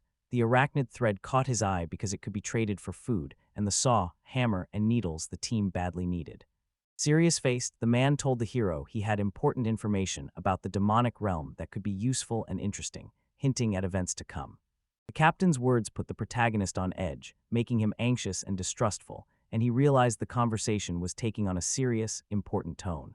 The officer continued, asking whether the protagonist remembered that a civil war was underway in eastern Kenya. The adventurer recalled that a noblewoman warrior had entered the magic zone to retrieve a staff. The map showed the kingdom of Estynia, the warriors' lands in eastern Kenya, and the elves intervening in a civil war between nobles and adventurers. Seeking answers, the protagonist asked what had driven the elven forces to invade these lands and how their motives related to the current conflict. He learned a likely motive for the invasion. The elves want to reclaim their ancestral lands despite changing times, and old grievances and historical ties still fuel the conflict. Suddenly, the protagonist remembered Haley, found in the foliage and known for trying to stop the war between elves and humans, who wanted peace even as the conflict worsened. When he pointed out that others already lived in those lands, the captain said the elves had been driven out long ago. The past could not be changed, and the fight for control remained fierce as part of the conflict. The adventurers did better against the elves than the nobles, so the nobles lost status and influence, and the territory's balance of power shifted, changing what happened next. Mashio couldn't imagine such a thing, but the captain believed the territory was warlike and that the strongest would easily win the people's support. The hero concluded from the story that adventurers now control these lands, shaping events and holding the balance of power that will decide the region's fate. Briefly, the captain said they were now controlled by a nobleman who had stirred up the adventurers and had personal stakes in the conflict. The nobleman's figure radiated a dark aura. He claimed the demonic realm as his. The officer suspected the nobleman had learned of the staff's power and would do anything to seize it. Both the hero and the girl frowned at the news, alarmed and uneasy, because it offered no comfort and worried them both. Slowly, the hero reached into his bag and pulled out a single sheet of paper, the only proof that the land rightfully belonged to him. The captain told the protagonist the agency document lacks a royal signature and therefore has no special legal force, meaning the protagonist could easily lose the case. Those words stunned the hero, tears filling his eyes as he couldn't believe what was happening and felt completely confused. The demon realm has long been a neutral buffer between countries, making it both useful and controversial. Even the captain wanted adventurers to control it. Mashio wanted to be sure the captain was on his side, but getting a clear yes was difficult, and the captain remained unsure. Bowing his head, he explained the royal army would only intervene if the Eastern army acted against the royal family, and that the Eastern army was part of the kingdom of Estynia. Sitting opposite, the protagonist realized the army also had internal problems and conflicts that kept it from acting in a coordinated way. Once again, the protagonist realizes someone is watching his land, so he stays on guard and prepares to defend his property. Mashio smiled and said that if anyone showed up on his territory without permission, he would drive them off without giving them a chance. The captain warned that such actions could worsen the situation and advised negotiating with the center to secure official land titles for legal protection. The three left the headquarters and headed for the exit, with Machio wearing his backpack again, while an officer walked beside them watching the area closely. Guards had already knocked down the girl who had been fighting with a dagger, and she now lay powerless on the ground, unable to resist. Glancing over his left shoulder, the captain offered to take the girl with him to thank her for cooperating, making her fate easier. Exhausted with torn clothes and sweat on her forehead, she could not stay on her feet, so the guards carried her by the arms. Sent by the new ruler of the Eastern Empire, she would fall under the protagonist's control if he takes her under his wing, letting him dispose of her as he sees fit. The captain leaned in and told the protagonist quietly that keeping a woman in the camp was very difficult because it could lead to all kinds of trouble. Mashio suggested she might be a former noblewoman because the current ruler sent her, and that could spark trouble in his household, leaving him embarrassed. They told him she was now only a woman, no longer noble, and that if she did not leave the demonic realm, no one would know her origin. The protagonist studied the girl lying helpless in the guard's arms, and the girl looked down, too tired to raise her eyes. Gathering her strength, the girl slowly lifted her head and tried to steady her thoughts and make sense of what was happening around her. At first, they didn't recognize each other, but it soon became clear she was the same girl who had come for the staff, now with a short haircut, and she recognized him because of her connection to the demonic realm. Till cut into their argument and said the main character's name, breaking the tense pause. Her words carried weight and immediately changed the course of the conversation. Everyone present took notice. Her report said the demonic realm was in decline, and there would always be work for every pair of hands, delivered in a calm, confident tone that felt like a call to unity and action. Studying Till closely, the short-haired girl tried to figure out why Till was hiding her true nature, her gaze showing curiosity and caution. Before she could speak, the hero grabbed her by the back of the head, quickly taking control with firm resolve and strength, revealing the tension between them. He quickly put her on his back, said they were taking her, and the backpack with supplies was already slung over Till's shoulders. They kept running to avoid drawing attention or being chased, while the captain in the distance said goodbye. The cave was already in sight, and when they returned from their journey, Jennifer and Haley greeted them with worried but joyful faces. Pointing, the elf asked who the girl was, still lying on the protagonist's back, clearly exhausted and weak. Still exhausted, the girl slumped against Machio, and he said calmly that she was now under his protection and he had taken her in. Lifting her head slightly from Makio's shoulders, she tried to focus and regain her bearings. She stared at a single point, trying to gather her thoughts and figure out what would happen next. The elf looked at Till but could not understand what was happening and watched in surprise. Keeping her gaze fixed, the girl suddenly called her name, prompting a sharp reaction. The fight started immediately. The girl knocked the elf down, and Healy used one hand to pull the girl's hand off her throat while the other blocked a blow. She wanted to understand what was happening, but the protagonist did not like the situation. Stepping in, he pushed them apart and covered their faces with his palms to prevent them from continuing, then said sternly that fighting among servants was unacceptable. Both girls were hurt by the words and lowered their fists, confused as they tried to understand their actions. They all shouted together that they were still not anyone's servants, so loudly that the main character covered his ears with his hands to block the sound. The captain's words put the protagonist on edge, filling him with anxiety and mistrust, and signaling that the conversation had become serious and important. I'll expand the text to convey the atmosphere with vivid detail while preserving the clarity and logic of the narrative. The adventurer reminded everyone in the house of an important rule. Anyone who causes trouble or refuses to pay for accommodation will be thrown out at once, and everyone must live together peacefully and keep order and discipline in the meantime.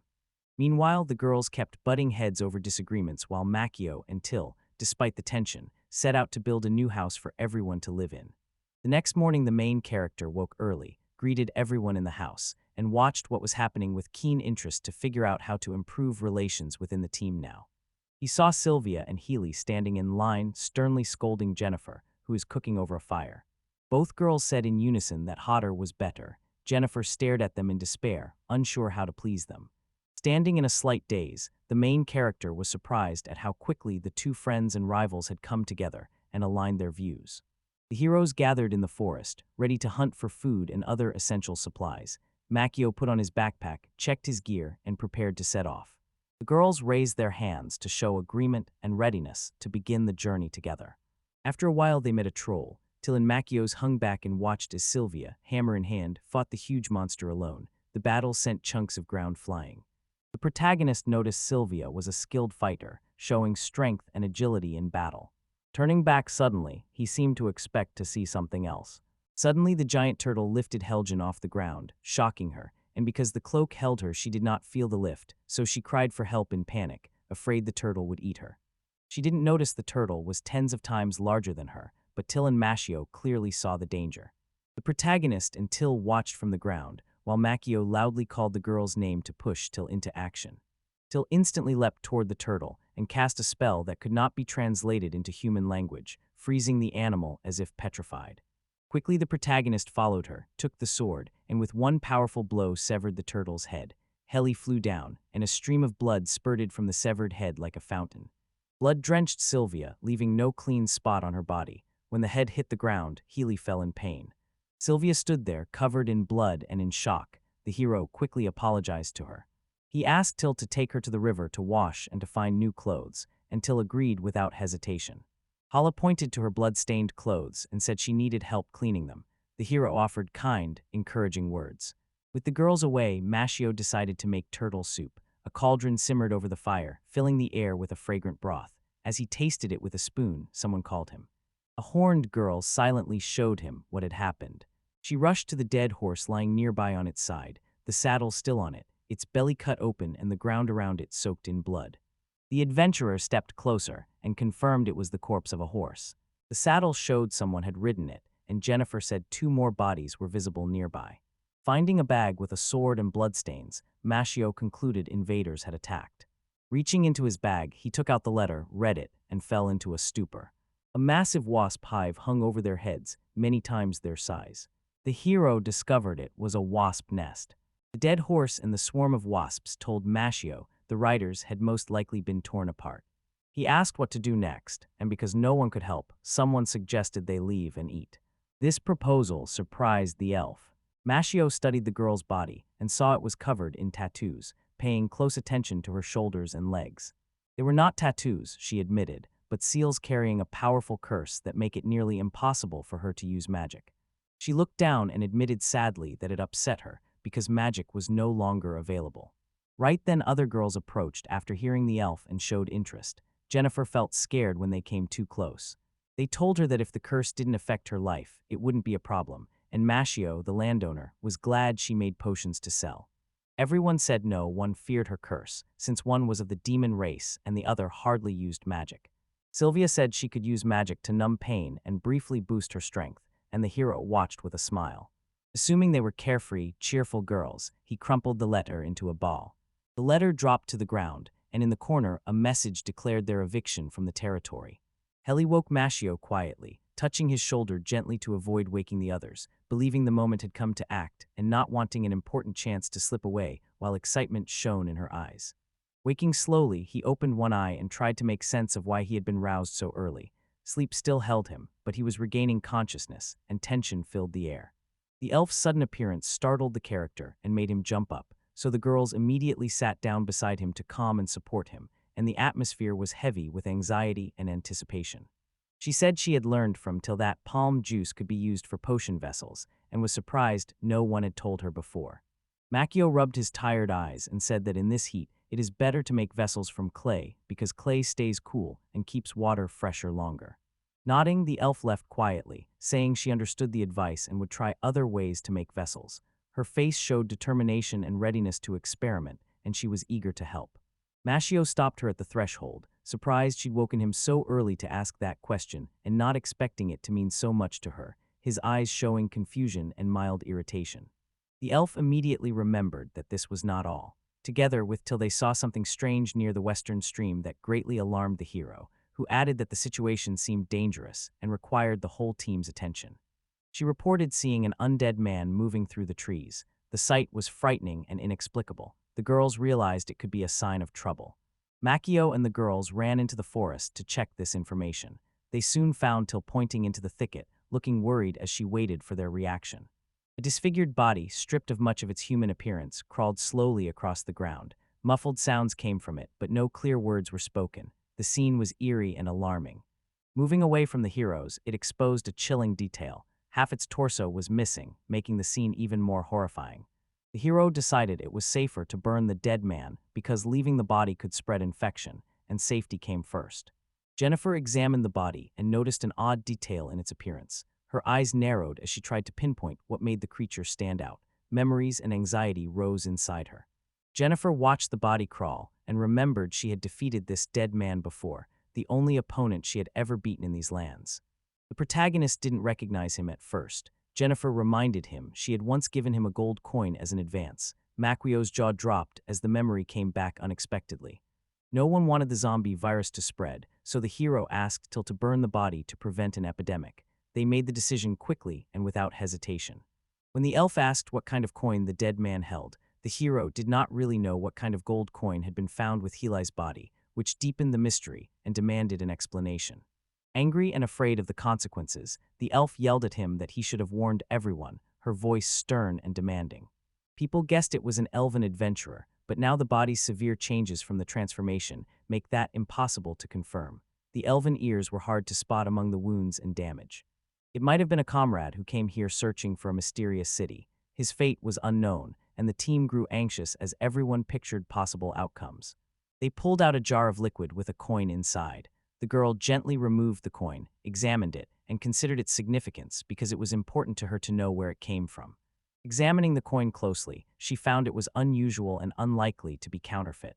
They concluded this zombie was the one who had made it to Midgard. This discovery could change many things. Midgard proved to be a city at the heart of legends and myths, a fact that strengthened their investigation and made the city the key to the solution. In the magical kingdom of Yggdrasil Midgard, everyone from children to the elderly could use magic, and powerful artifacts made the city more advanced than many other countries of the time.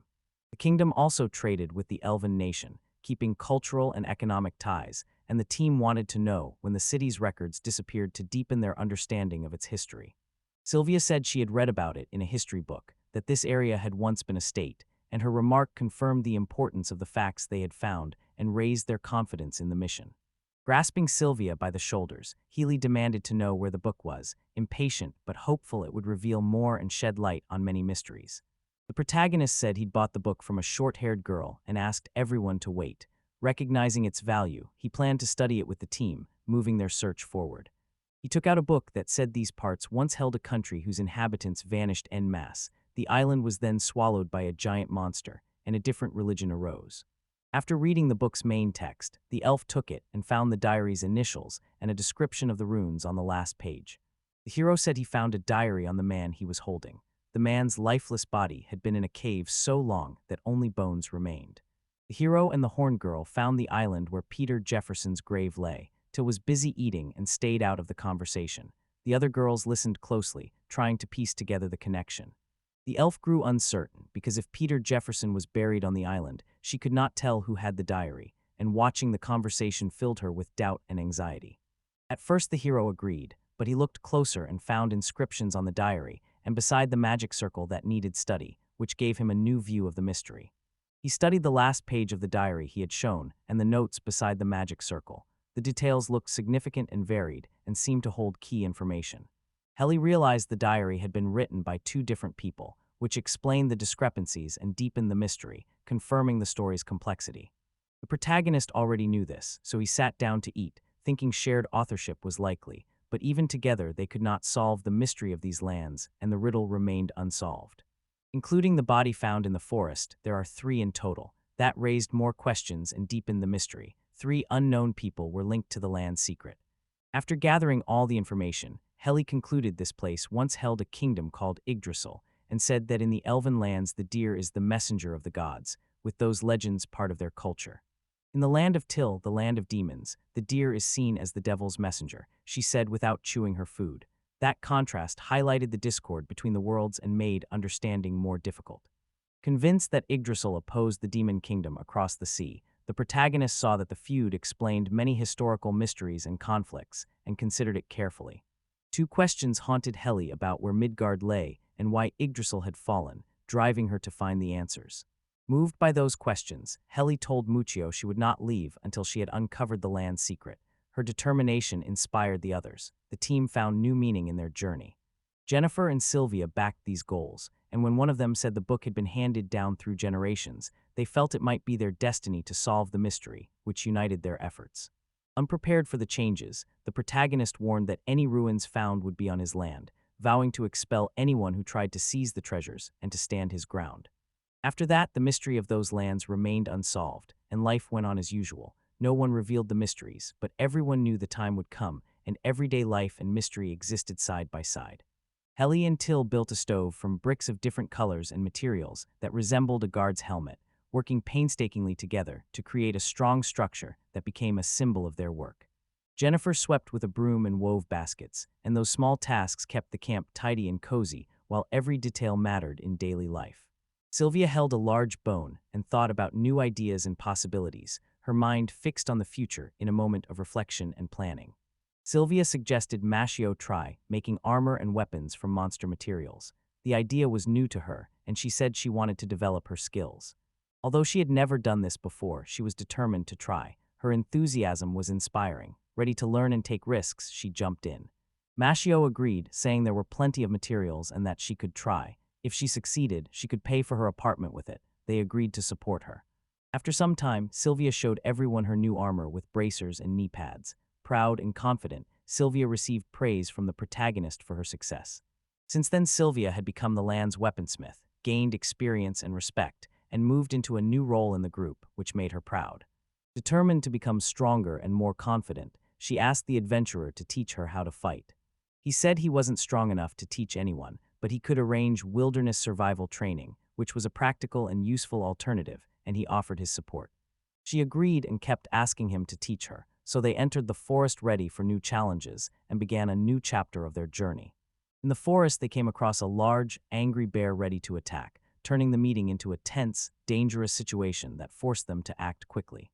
Sylvia pressed the attack and dodged, searching for a move that would land a decisive blow. Every swing of the hammer failed. The bear did not react. The fight was grueling.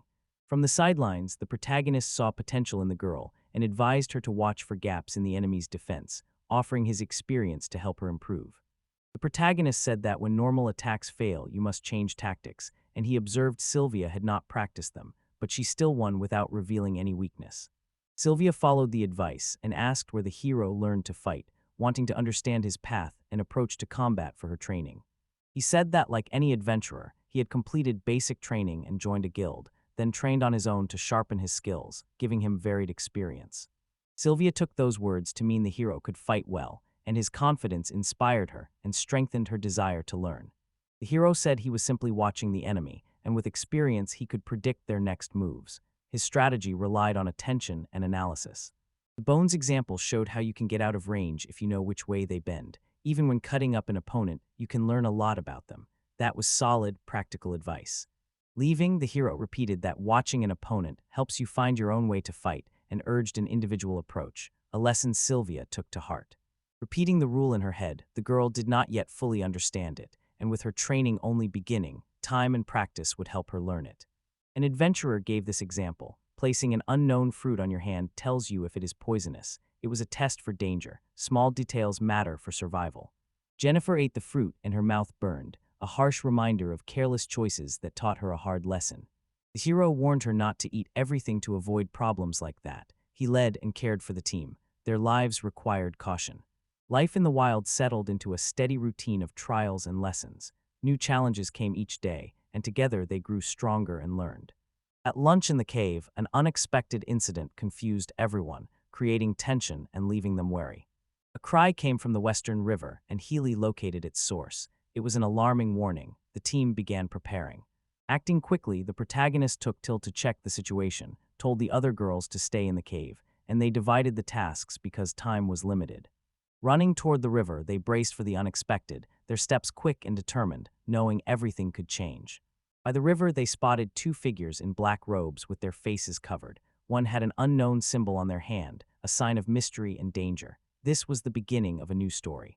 Mashio scanned the area, taking in every detail, then spotted motionless people in the distance and called it out, their strange, frozen poses alarming him. Till crouched to inspect the bodies, checked for breathing, found none, and in a heavy voice reported that they were all dead with no signs of life. She studied a body for a long time, taking in the details and reaching out to it as she tried to understand the cause of death, while questions about how it had happened crowded her mind. Till saw a strange mark on one of the dead men, and when Makio looked closer, he noticed they all had the same tattoo, showing a shared connection. Thoughtfully, the girl said the wild lands were likely the target of an attack. She stood and stared into the distance for a long time, trying to grasp the scale of the disaster. The hero suggested an enemy invasion might explain what happened, Till agreed and said it was time to search for survivors. They knew there was still a small chance. Soon they found several more bodies, which upset them deeply. It did not bring hope of being saved, but only confirmed how serious the tragedy was. Mashio spun around and warned they couldn't leave the bodies where they lay, until suggested taking them to the captain for his support, since they couldn't handle it alone. At first they asked Jennifer if anyone in the group knew what had happened, so they could understand the situation and gather more information, hoping for help from outside. Stunned, the girls could not recover from the horror they had seen. At the same time, Jennifer noticed a familiar tattoo on one of the dead men that could point to where the criminals came from. Touching her chin, she said the mark belonged to killers from the church organization, and her revelation left everyone afraid and distrustful, making it clear who was behind these actions. The characters looked at Cassie's mention of Expression 16 with questioning faces. They did not understand what lay behind that name and tried to grasp the meaning of the threat.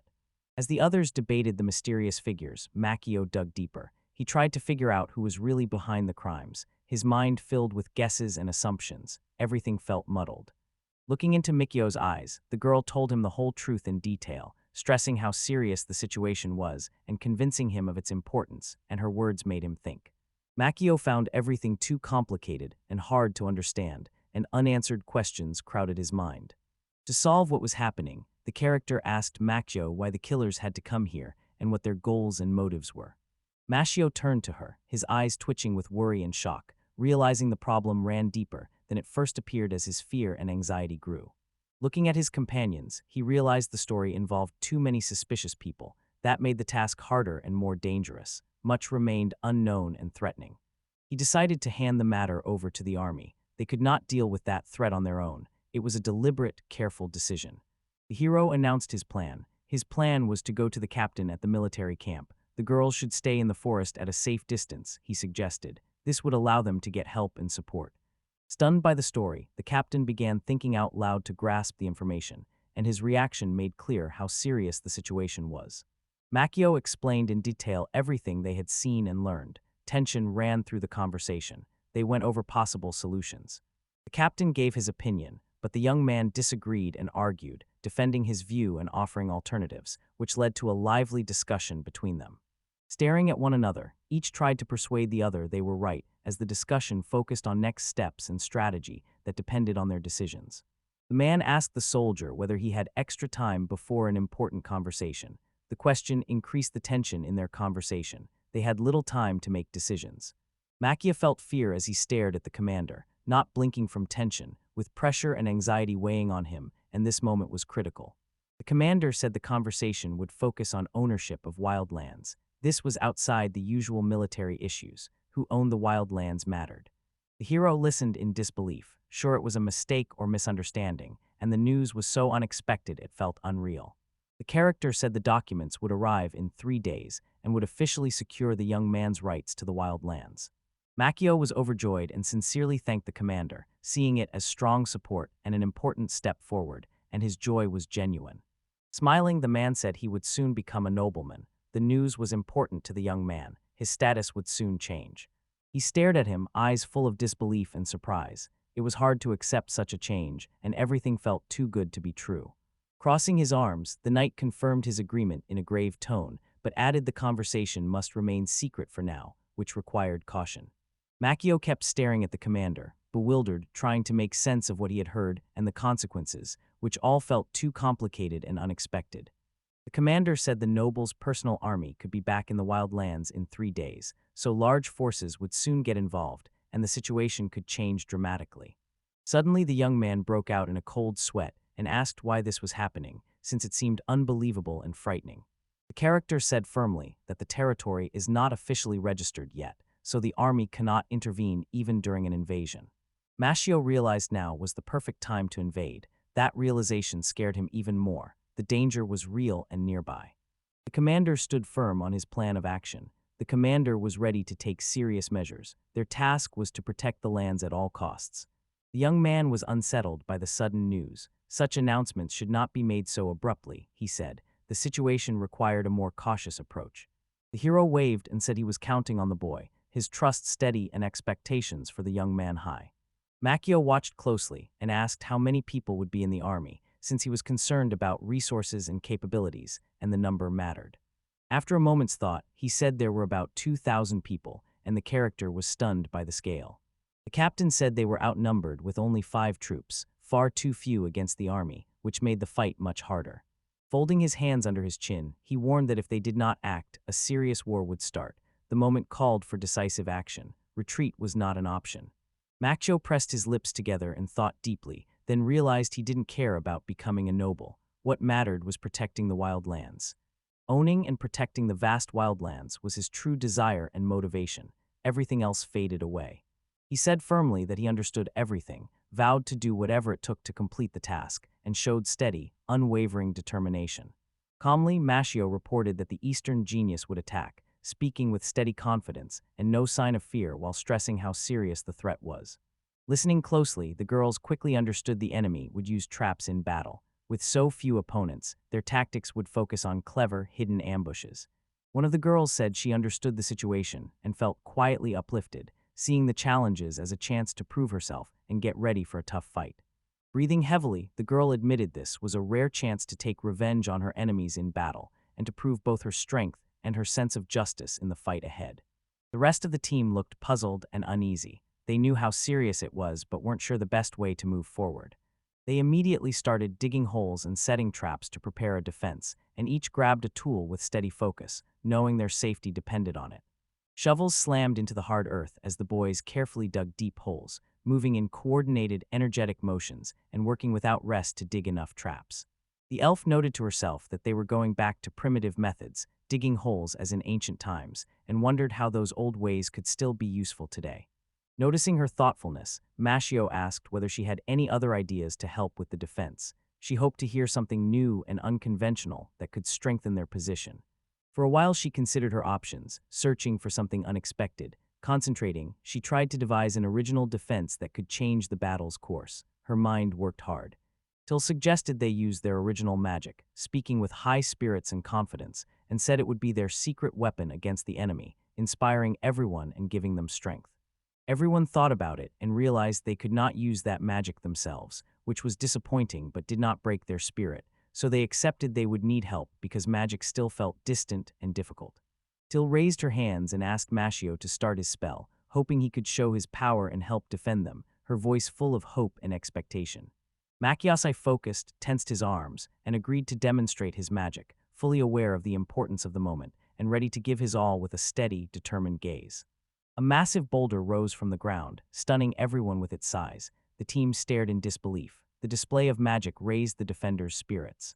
One girl said in amazement she had never seen anything like it before, her words showing both shock and admiration as the display of power seemed incredible. The girls said they had never seen anything like this and assumed it was earth magic, and viewing it as a natural force made them more confident in their own resources. Makyo said using that magic was not difficult, described how it worked, and tried to reassure the team and ease their fears, speaking in a steady, confident voice. One of the girls objected, saying he was wrong and that she knew more, and her confident attempt to show the others created a slight tension in the group. Everyone watched the magic display, and Mashio felt pressure and rising anticipation. Staying calm was hard, but he forced himself to hold on as his palms began to sweat.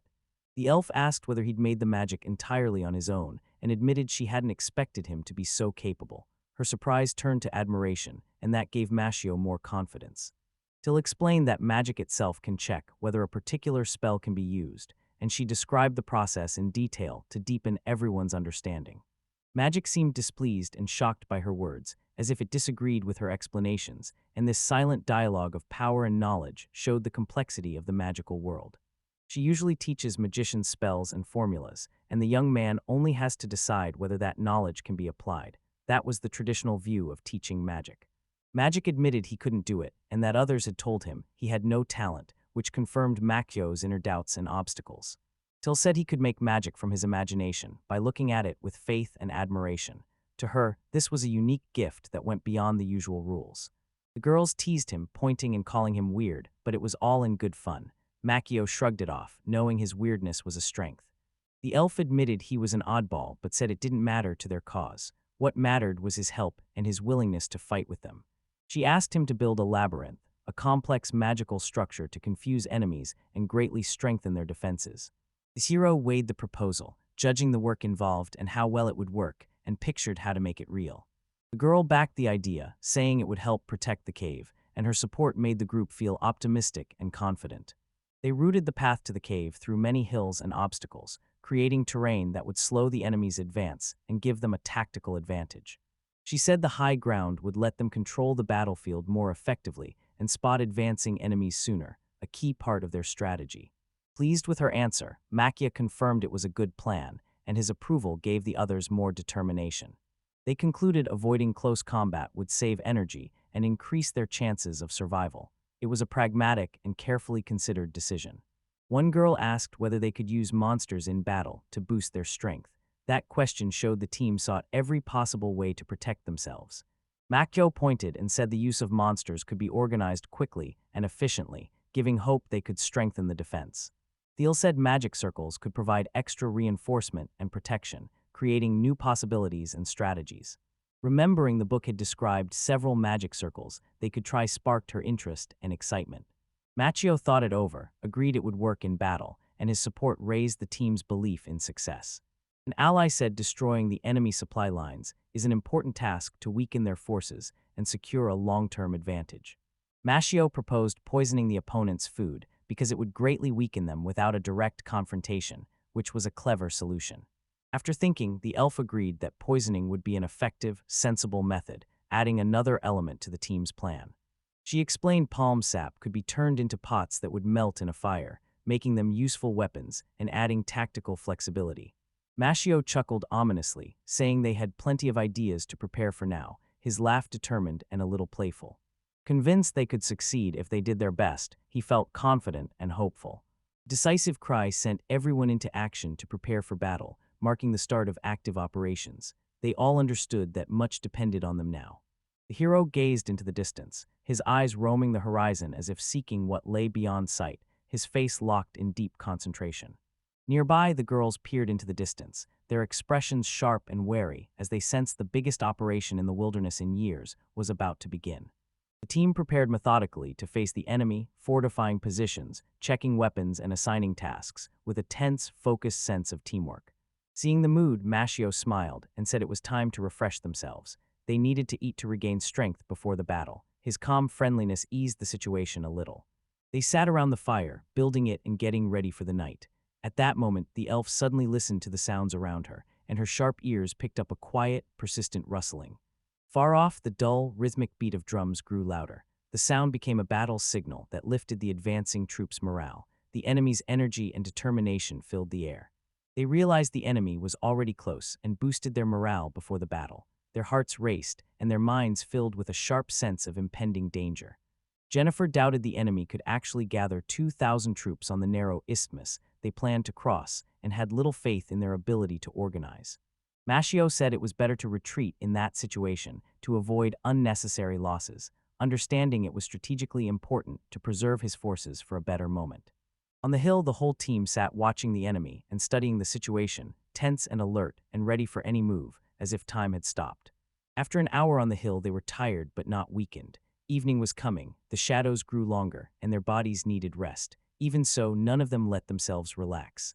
Makyo asked irritably whether the enemy would attack at all or if this was just a drawn-out wait, his voice betraying impatience, inner tension, and a need to know when the decisive battle would begin.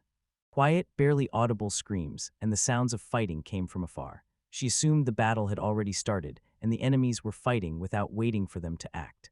The characters began a lively discussion about what they'd heard and how it would affect their actions, sharing their opinions. Mashio studied the situation, focused and serious as he weighed the risks and possible strategies. The girls decided to bake bread. By the end of the day, nothing serious had happened, and the team returned to the cave to rest. The lack of combat did not ease the tension. Everyone understood this was only a brief respite before the coming storm. Mashio ate his bread and reflected on the invasion of eastern Kenya, trying to understand how it had unfolded and what lessons it offered, his mind absorbed in analyzing the past. By naming several traitors in the castle, her reply seriously complicated the defense and led to defeat, and it cast darkness and mistrust over their plans, adding a sense of inner danger. Suspecting traitors among them, the elf feared it could harm the cause and voiced her concerns, prompting everyone to turn to her to judge how likely it was. She said it was unlikely to happen and tried to stay calm to avoid spreading panic, while the team worked to keep unity and trust so fear would not destroy their cohesion. Mashio suddenly announced he would become a noble after this battle, surprising everyone present, and his unexpected confidence made many think, marking a new milestone in their shared journey. The girls advised him not to rush to conclusions and spoke cautiously, expressing concern for safety and acknowledging the battle was still to come. Remembering that Healy was a noblewoman gave Mashio confidence and inspiration, strengthened his resolve to move forward and achieve his goals, and ignited a new fire in his soul. He asked whether anyone among them was already a noble who could share their experience. Makio wanted to draw on their knowledge and feel supported. The question helped the team form new connections. It surprised the group when Till, the elf, and the short-haired girl raised their hands to reveal their noble status. That admission shifted the team's dynamic and made their words carry more weight. Mashio was stunned and could hardly believe it. The three girls were actually noblewomen, which elevated their team to a new level. That opened up additional opportunities and prospects. Jennifer gripped the bread, a bead of sweat sliding down her cheek, outwardly calm but inwardly tense, excited and feeling responsible. Mashio asked what the noblewomen were doing. The girls described nobles as rulers of lands who raised children and fought in battles to keep order and hold power, and their stories showed new sides of the nobility. The young man closed his eyes and asked how things worked in practice, trying to grasp the true role of the nobles. The girls explained clearly, laying out their duties and daily routines. Admitting he would handle it himself, he said he was tired of long conversations, wanted to focus on business, and needed rest to prepare for the upcoming trials. The team took turns standing watch at night, so someone was always on guard, and everyone stayed alert and safe in the dark. The next morning, Makio woke to find his colleagues standing beside him, already alarmed and urging him to move quickly because a new danger had appeared. They rushed to the scene together. They found a dead boar caught in a trap, a clear sign the enemies were nearby and had already begun to act. The young man said it was only a wild boar accidentally caught in a tripwire and trying not to panic, and he urged the team to stay calm even though he felt the danger drawing near. He glanced to his right and saw a girl arrive, asking when she had managed to reach their camp, and her presence made him more anxious and more alert. Looking ahead, the girl warned that the enemies were already approaching and moving quickly toward them. The news alarmed everyone, and the team began to prepare to defend. Makio tensed and pointed at the stream where the large enemy army hid. Her gaze sharpened, and she knew time was short. A large, organized enemy army moved through the trees, ready for battle, and their numbers and coordination were so alarming they forced them to act quickly. A masked man stood among them, gazing into the distance with an air of mystery. The enemy leader embodied their power and threat. His presence spread fear and made the attack feel more significant. These men were chopping down trees with axes, hacking through the dense forest with determined, purposeful movements and complete focus on the task. Makjo noticed their activity and asked what they planned to do, wanting to gauge the threat and learn the enemy's tactics, his voice calm with a touch of caution. She said the enemies planned to build a bridge to cross the obstacles and reach them directly. That explained the tree cutting and alarmed the whole team. The girls told Mashio it was hard to fight on an empty stomach and he needed to eat, expressing concern and stressing the importance of preserving his strength. She brought smoked meat and nuts so everyone could eat and regain strength. It was a small but meaningful sign of support and unity in a difficult moment. The team appreciated the gesture. Till Mouthful asked Makia what they would do next, her eyes bright with curiosity and determination, eager to hear the plans and act. The character said they would wait. Makjo said they would use the monsters in battle, relying on their terrifying power to win the fight, his gaze firm and his confidence in this unusual weapon clear. The girls turned to him and asked whether they would really use monsters at such a crucial moment, their doubts reflecting fears of unpredictable consequences. The team used scent to lure the monsters to a chosen spot to strengthen their position. The enemy commander ordered an attack, the troops advanced, and a fierce battle began. The army advanced quickly. An unexpected danger engulfed them as something sticky and salty began to cover them, paralyzing their movements while panic quickly overtook them. Just then, the wild animals spotted them. They surged forward with a furious attack, and the knights shouted in surprise and tried to fight back, but the noise and confusion only made things worse. Winged monsters attacked from the sky, adding another layer of threat. Still, the knights were ordered to hold their ground and fight to their last breath. The decisive battle had arrived. They fought with desperate intensity. Beetles and living plants kept attacking and creating new dangers, and every minute tested their endurance and courage. Their leader vowed to burn them all with magic, promising fire and destruction, and his words sowed fear that forced the defenders to find new ways to resist. Realizing their commander was a true mage, the boys had to rethink their tactics and stick together. They knew the forces of fire were strong, but there were ways to resist them. They chose to shoot the commander to stop his spell. The elf quickly readied her bow and focused on her target. Each shot could carry the hope of salvation. Taking aim, she let the arrow fly. It happened just as the mage was deep in the spell. It was risky but necessary. An arrow hit the mage, stopping his spell and shocking his enemies. That moment turned the tide of the battle. His men noticed the wound and grew worried about the danger to their leader, and confusion spread through the enemy ranks. Mashio praised the elf as a good girl, but she felt dissatisfied, convinced she should have killed the mage instead of merely wounding him. Her eyes revealed the inner conflict. The knights started searching for where the shooter was firing from to pinpoint his location, a crucial tactical question. The magician ordered his subordinates to shield him with their bodies and keep fighting. The commander tries to retreat as part of a rescue maneuver. As the magician escaped, a hairy man appeared, condemned him for fleeing and pointed out internal discord, complicating the enemy's structure. Stepping onto the ground, the knights saw a small gang of strangers whose presence made the outcome of the battle more uncertain. Makio and his allies realized they were adventurers, a loose, disorganized group that could shape events, but their intentions were unclear. Makio asked Sylvia if she knew these people, seeking information, his voice tight as he waited for an answer. Admitting they were her father's enemies, Sylvia grew afraid as she realized how dangerous their approach was, and her words made the situation more serious. That gang proved to be the rebels' main force, standing grinning as if ready for new intrigues and battles, and many trials and conflicts still lay ahead. When the rebels met the knights admitted they had no idea how to proceed and looked confused and dismayed because the road was blocked and no safe route was visible. Frowning, the rebel leader fixed his gaze on the knights' shoes, his expression full of steely determination and menace that warned them of the consequences. Blood suddenly poured onto the floor that night, spilling right in front of them, and everyone froze, stunned and unsure how it had started as the air grew heavy and uneasy, like a curse settling over the meeting place. Closer inspection revealed it was not human blood, but the blood of monsters, its stench and power filling the air with danger. It was an ominous sign that the enemy was using dark forces for his own purposes. A man spoke in a cold, hard voice and declared that anyone who tried to cross the bridge was doomed, his words sounding like a death sentence and making clear he was not joking and was ready for a brutal confrontation. Confused and afraid, the knights watched weapons and magic close in, their hands clenched into fists while indecision kept them from acting. The helmeted man with a shield said the situation was no joke and told them to prepare for the toughest fight, his voice firm and determined as he readied to lead his warriors into battle. On the hill, Machio watched closely as events unfolded below.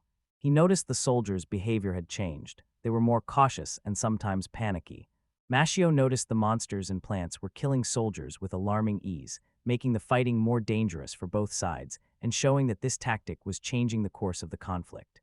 The man said he would establish a safe route for their troops to ensure the invasion's success.